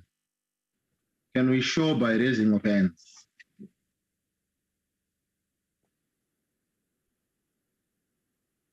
And we request that for the purposes of the video recording, you also unmute your video as you speak.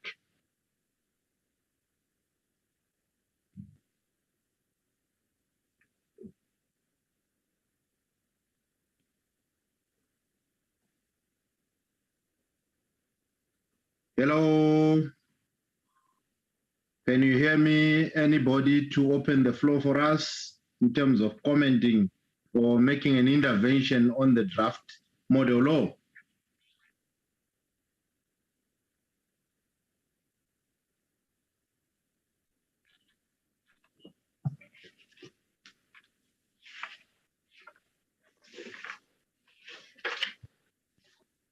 In that case, perhaps we'll go country by country so that you also make your interventions.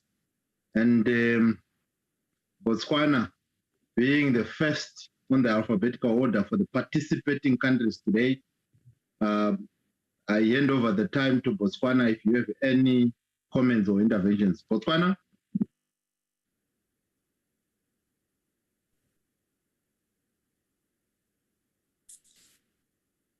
Good morning. Good morning. Yes. Please proceed. I was going to comment a little bit later because mine is on special funds to allow the participants to comment on the first parts of the model bylaws. Is that okay? Mr. Greenberg, is it okay that we can take comments, even those that relate to the area that she raised? I'm sure we can just record it down and you can comment rather than us going through section by section or starting from the top going down. If participants are willing to comment on any section, be it the last section or any other section that is not included in the model law, if it's okay that we go that route. I think that will be the most convenient method of proceeding. Thank you. So, Botswana, you can proceed. It's okay. Okay. Thank you very much. I'm glad that someone raised the issue of special funds because I think over the years they've been subjected to maladministration and mismanagement.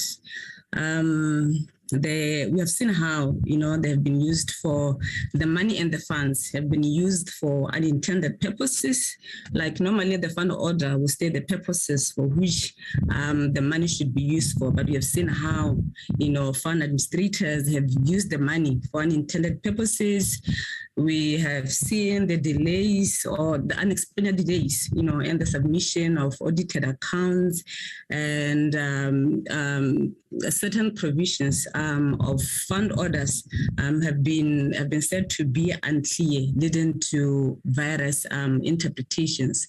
So it's very important that while we are, working on it's very important that as we review our primary legislation, we should also pay attention to our subsidiary legislation, especially fund orders, so that our so that our fund orders, our subsidiaries is aligned with the Public Finance Management Act.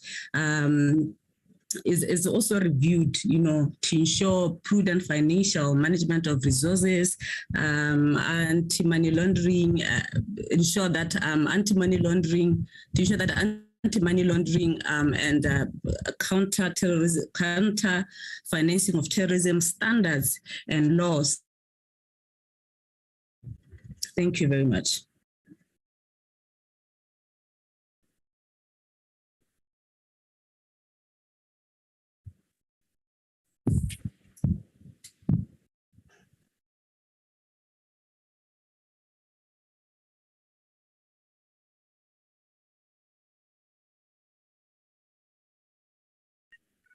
Sorry, I didn't realize that I was muted.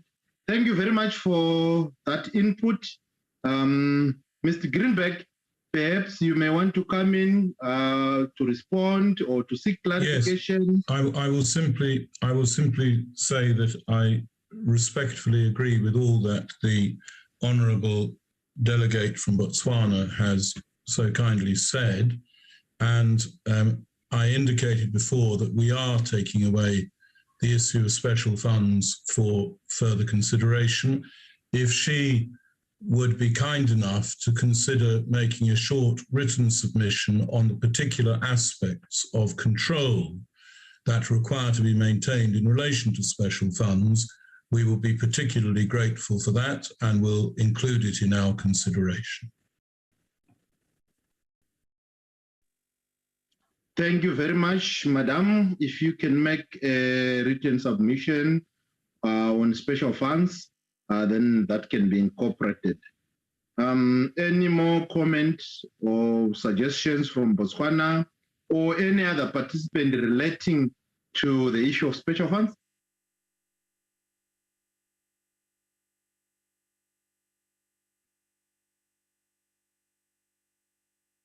And Madam, from Botswana, are we done, or you still have more comments on different issues altogether?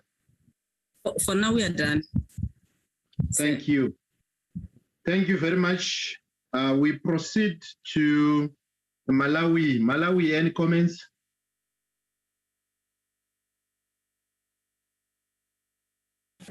No comment at the moment.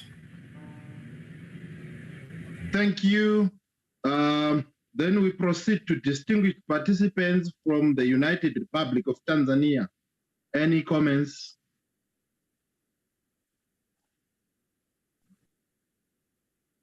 Thank you. No comments for now, for the moment. Thank you. Looks like it's going to be one of the shortest meetings. We proceed to Zambia. Distinguished participants from Zambia. Interventions, comments?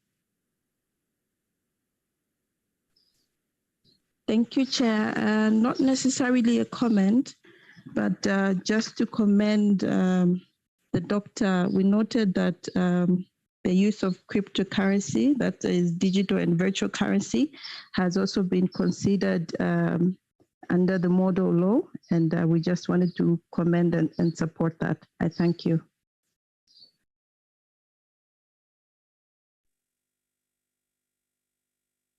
Thank you very much for that comment on cryptocurrencies, which I think is an emerging issue, and which I think most of our public finance management acts in our respective countries do not mention or consider, because it's a fairly new concept, and we will learn from this model law as we domesticate it. Any more comments, participants? The floor is open for any interventions. I'm not sure if other participants from the other 11 countries have joined in.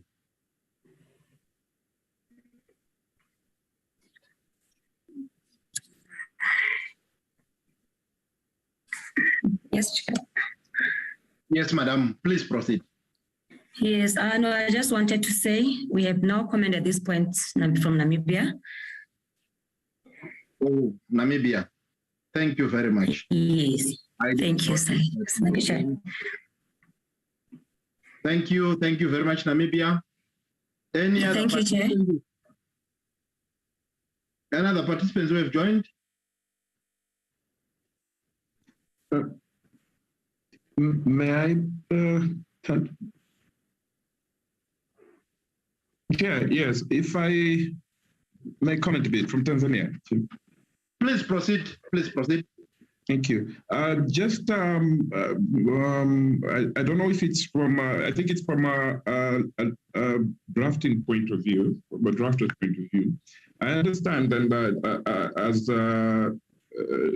was submitted, that part of the set of provisions will go onto respective independent legislations, like the part governing the government borrowing and the likes. We have an independent legislation to that effect.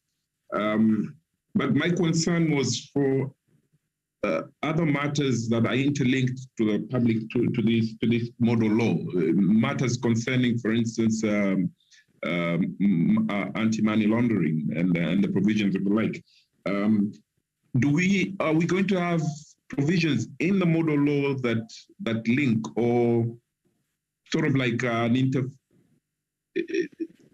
link with those specific legislations, or will not have them in this particular set of legislation to have a connection? Because otherwise, I'm failing to see provisions within this set of legislation, within this model law, that will address money laundering issues from a public finance point of view.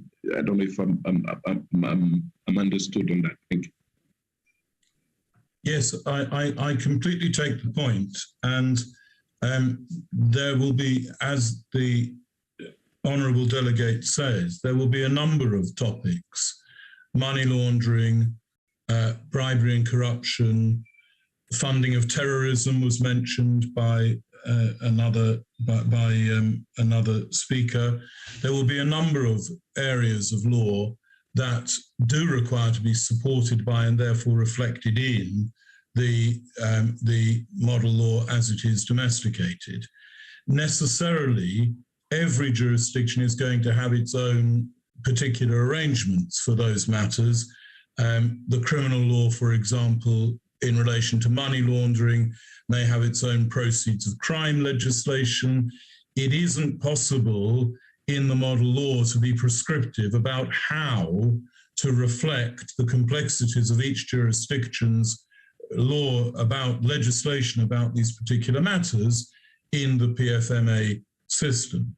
So my answer is that yes, all these matters will need to be addressed as part of the domestication process, and appropriate cross-references will need to be inserted during the domesticating legislation. I would say to the Honourable Delegate from Tanzania that if there are specific aspects of other areas of law in respect of which he feels the model law should be making express provision, whether money laundering or others, again, if he could indicate, perhaps in a written submission very kindly, how far he thinks the model law can sensibly go in that direction without interfering with the structure of the substantive law on those matters in each jurisdiction, that is something that we would very much like to take away and consider in the light of his observations.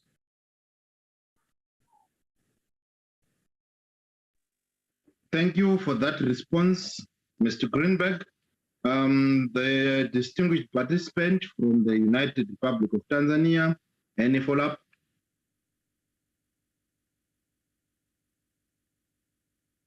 Sorry, thank you, Chair.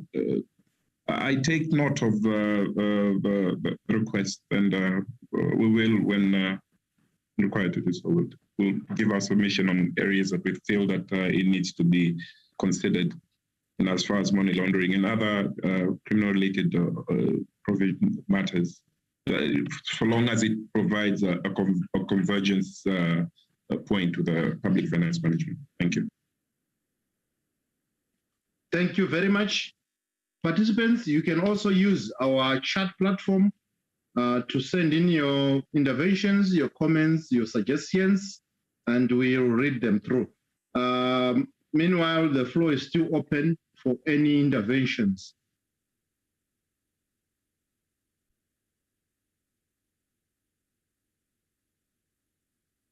Any interventions, distinguished participants?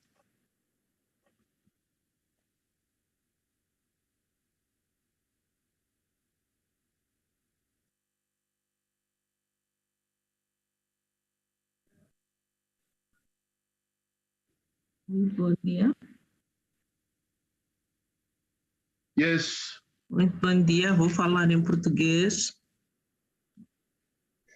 Thank you, please proceed. Sim, vou falar em português, sou moçambicana, procuradora da República de Primeira, estou aqui em representação da Procuradora-Geral da República de Moçambique. Apenas a minha intervenção é para felicitar ao redator e toda a equipe de elaboração desta lei, dizer que nós, como Ministério Público, vamos, portanto, apreciar melhor a lei e olhar para a questão da responsabilização e sancionamento da má gestão de fundos públicos ou má utilização de fundos públicos, porque, na verdade, a nossa intervenção é relativamente à responsabilização e o sancionamento.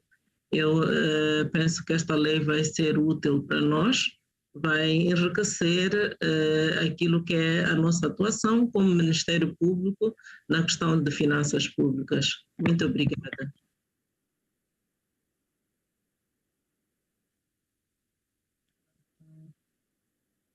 Mr. Greenberg, I hope you captured that.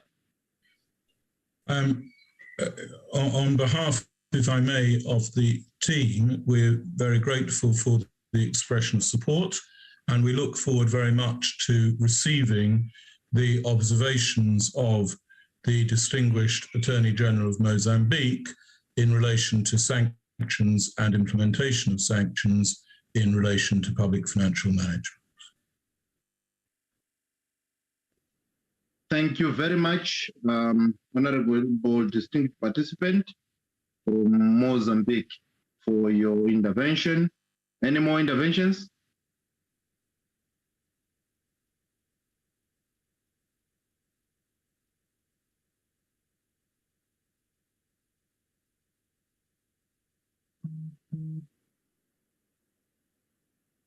Distinguished participants, the floor is still open for any comments, any suggestions, any interventions.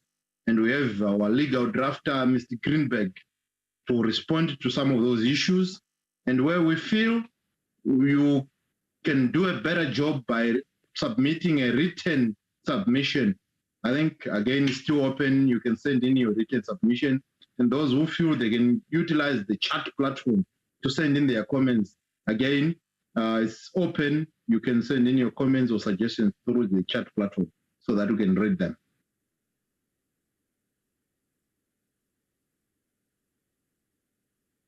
We are waiting for those with comments or suggestions to show by way of raising their hands.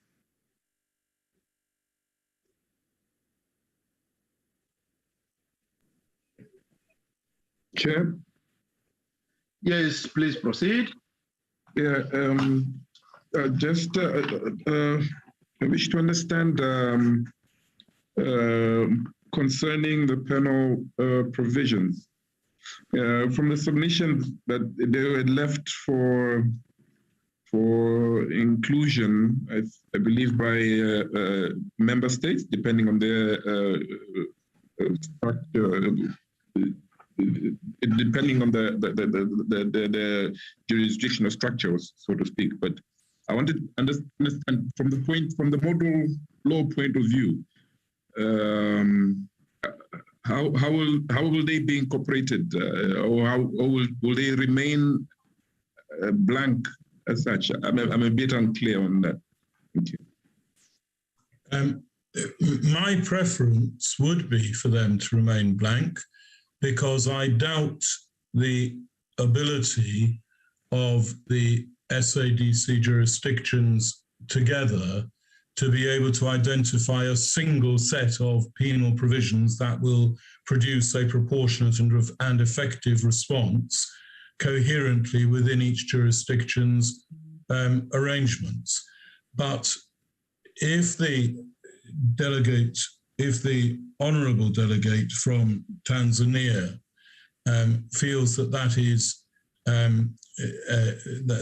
is a policy of cowardice, and that we should go further and try to strike a balance with some default provisions on penalties, then I will be enormously grateful for any suggestions that he and his colleagues may have as to where we should start. The problem that distinguished delegates this morning will be more familiar with than me is that proportionality has to be at the heart of penal policy, and proportionality is inherently territorially contextual.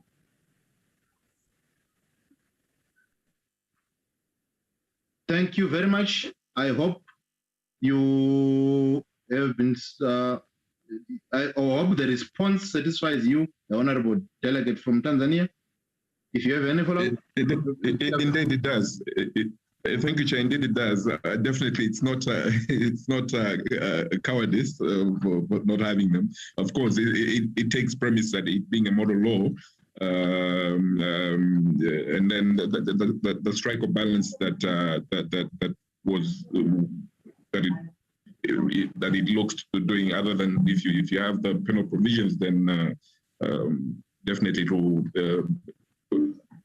have an unstarter kind of setup. So I understand it's okay from a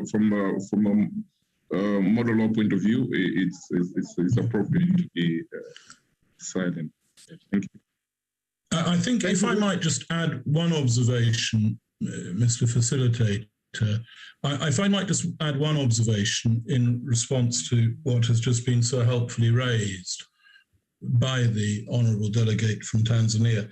I think it serves an important purpose for the model law to have specific offences of misuse and misappropriation, even though we leave the penalties blank, because what it's doing is it's making it clear that these matters must not be left, for example, to internal disciplinary process, that these are not something that should be capable of being dealt with purely internally within a ministry, say, but that are matters that, in order to match international best practice, should be criminalized, albeit that each jurisdiction will criminalize them in accordance with its own coherent penal policy.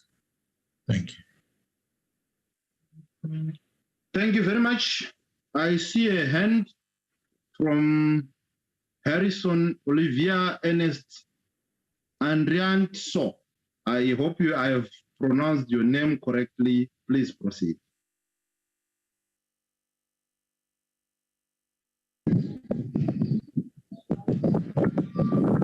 Merci, Monsieur le Président.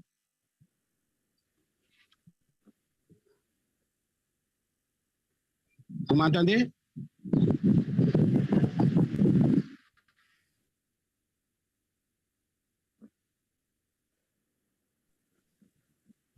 Merci, Monsieur le Président.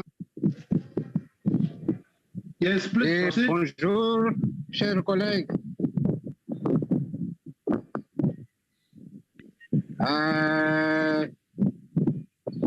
Je suis, comme vous l'avez prononcé tout à l'heure, Erson Olivier Ernest Andrianso. Je suis le commissaire général du Trésor public près la Cour des comptes de la Cour suprême de Madagascar. Globalement, donc, je suis le procureur général près la Cour des comptes de Madagascar. Et d'abord, je tiens à vous transmettre donc les salutations de notre président et son souhait de voir un succès sur ce partage d'aujourd'hui.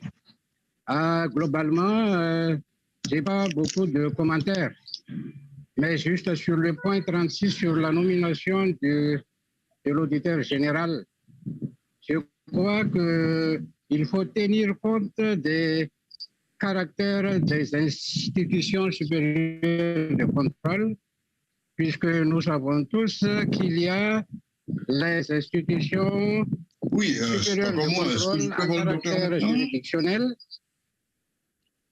Ah bon? Le professeur Sonia Morti. Oui. Yeah.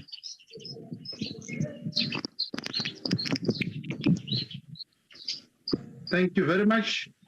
Oui.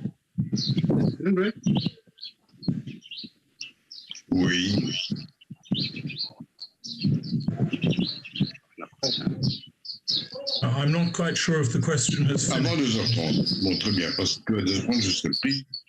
Ok, j'attends. Sur ce même numéro, n'est-ce pas? Très bien, merci.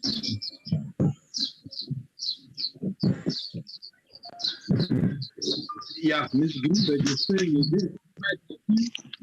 that. Kindly change the channel, please.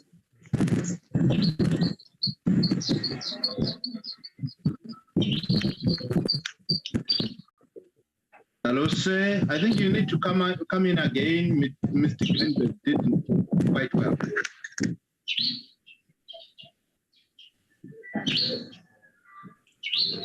I'm not clear whether the question is continuing or not. Okay. Sir, are you done? Mr. Harrison Olivier Ernest. Could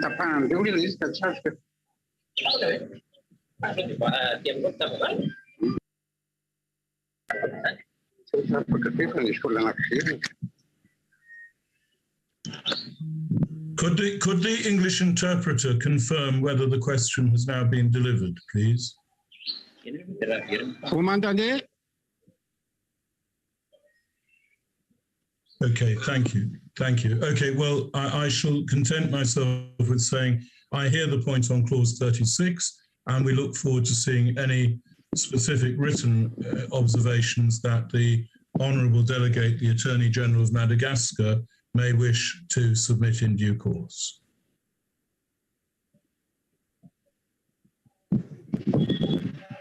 Thank you. There is a comment from Jerry in the chat platform. We're saying, are we supposed to take this model law template as it is, or should we use our in-house style and standard? I think we can also defer the question to our SG or anyone from the SADC-PF.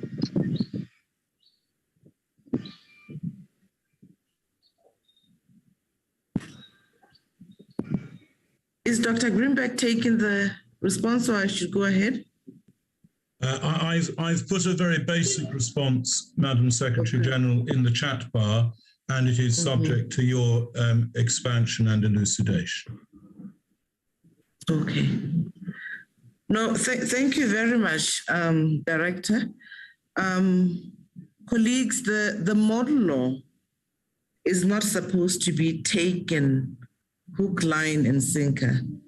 We expect member states to adapt the model law to suit their own domestic provisions. And therefore, it is a benchmark, it's a yardstick with which you can look at to either reform your legislation or to, where relevant, be able to benchmark in terms of the progress that you may be making. And it is for that reason that we say it is a model, no more, no less. And therefore, we have no jurisdiction over sovereign states. And that is why this will not dictate in terms of what you wish to take from the provisions of the model law. One other issue to consider is the fact that you will find that the provisions of the model law will find domestication either in your administrative procedures, your legislative procedures, found in various acts and not necessarily as one law or an omnibus. I hope this clarifies the inquiry that was made, honorable colleagues. Indeed, I'm sure the honorable participant is answered. If not, they can come in with a follow-up question on the chat platform. Any more comments, honorable participants?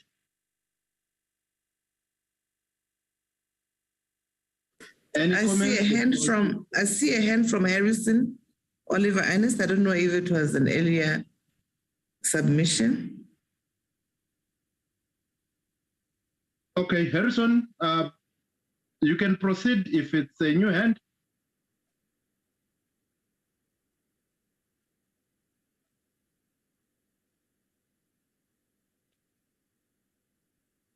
Mr. Harrison, you have the floor.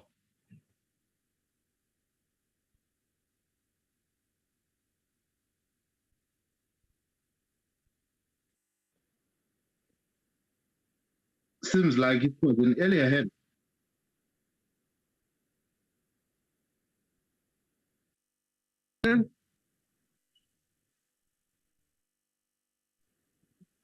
Comme c'est le cas de plusieurs institutions. Oui, je dis tout à l'heure qu'il faut tenir compte des caractéristiques des institutions supérieures de contrôle des finances publiques. Il y a celles qui sont à caractère juridictionnel et d'autres à caractère administratif. Et le cas de Madagascar, par exemple, c'est une institution supérieure de contrôle à caractère juridictionnel. Là, donc, je crois qu'il faut tenir compte de ce cas-là, puisque je pense que la nomination du chef de l'ISC ce serait donc différente pour chaque pays, mais je crois que ce qui doit unir tout le monde, c'est sur la protection de la personne lorsqu'il est nommé donc au poste de président du bureau du vérificateur général ou bien de la Cour des comptes. C'est seulement donc cette remarque que je veux apporter donc sur cette loi type que nous avons discuté aujourd'hui. Voilà, Monsieur le Président, merci beaucoup.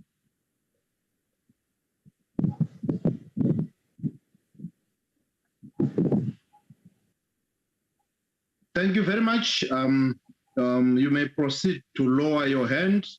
Mr. Greenberg, do you want to respond? Nothing to add to what I said in response to the first part of the honourable delegate's remarks. Thank you very much. Any more comments?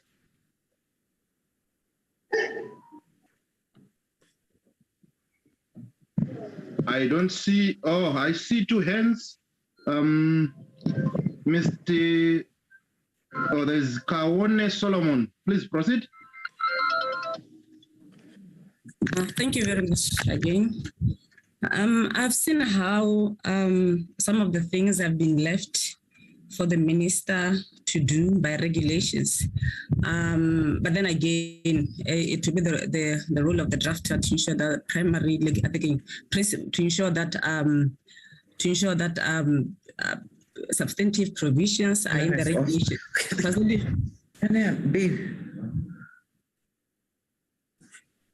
Oh God. Should I continue? Hello. Sincere apologies, Madam. You may proceed. Oh, okay.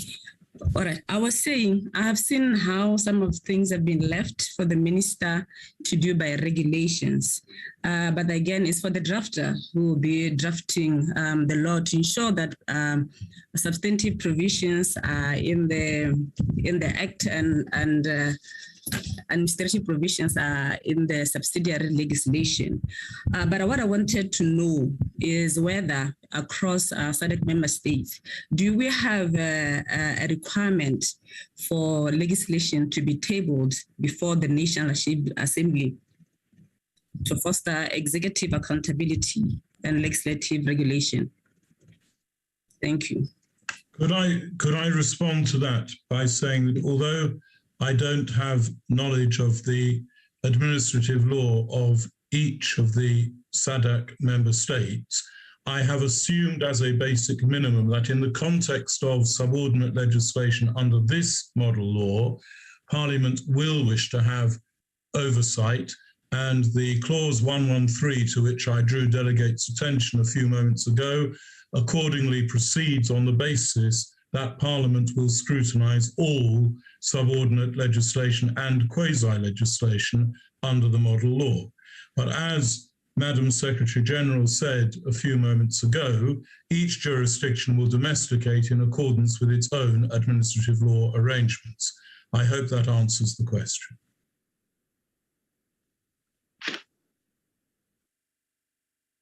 Thank you. I hope you are answered, Madam. Yeah, thank you. I think that was for, member states. Because if you are dealing with money, then subsidiary legislation has to be scrutinized by Parliament. Thank you very much. Thank you.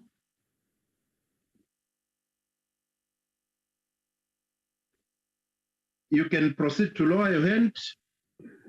If I may, just to add value to that comment, Madam Director, you'd kindly allow me? Yes, please proceed. Just in agreement of the comments that were made, and just to emphasize that, we cannot utilize the model law effectively if we are not going to take into account the country's legal system and traditions. And therefore, the assertions that are being made currently to make sure that we integrate into the context and realities of every country or jurisdiction is actually quite important. So in no way will the model law replace or undermine what is happening at country level. So the attention that is being given by these deliberations are quite important. And as Dr. Greenberg has indicated, the formal provisions and processes for adoption will organically come from the persuasive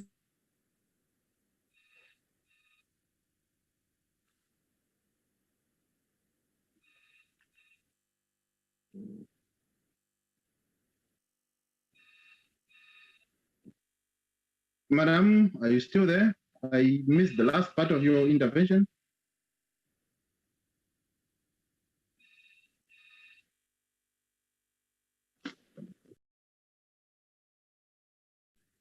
Hello, Madam SG.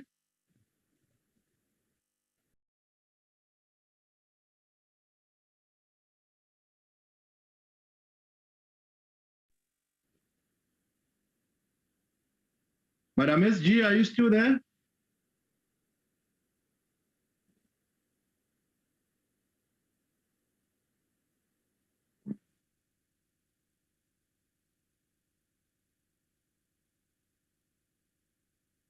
Madam SG, we missed the last part of your intervention.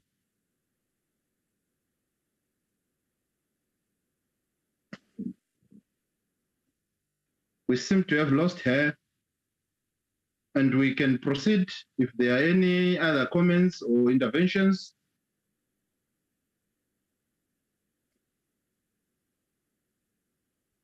Distinguished participants, any more comments?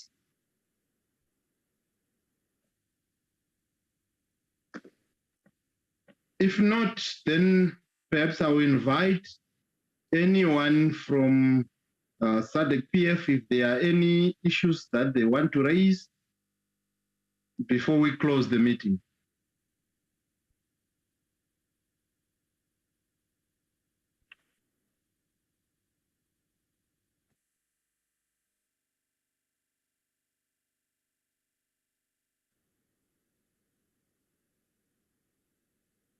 Hello, SADC-PF. Is there anything?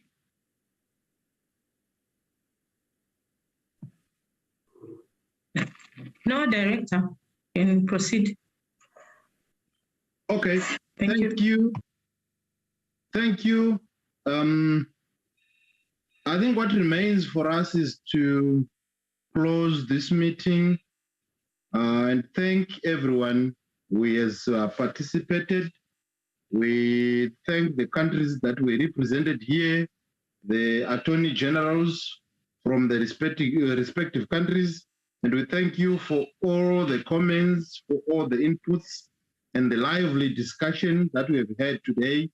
And I also want to thank Madam Secretary General, Ms. Boemo Sekoma, for the welcome address. We also want to thank the Chief Executive Officer of the Pan-African Lawyers Union, who gave us a keynote address.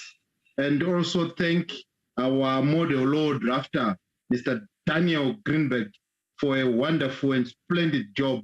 He has taken us through the model law, and he has responded to some of our questions, comments, and suggestions. Thank you very much. For all those who promised to send in written submissions, you are reminded to do so. Send in your comments so that they also form part of the finalization process of the model law on public finance management process. And what remains is for me to thank everyone, including our interpreters and those who enables this meeting to proceed, the IT guys. Thank you very much, and have a wonderful day, everyone. Thank you.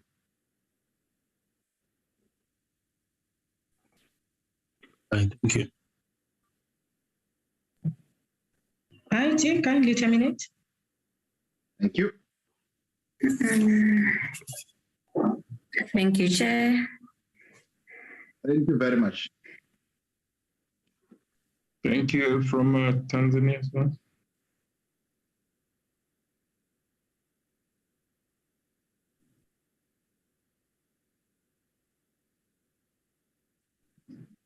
Thank you, Chair. Thank you very much.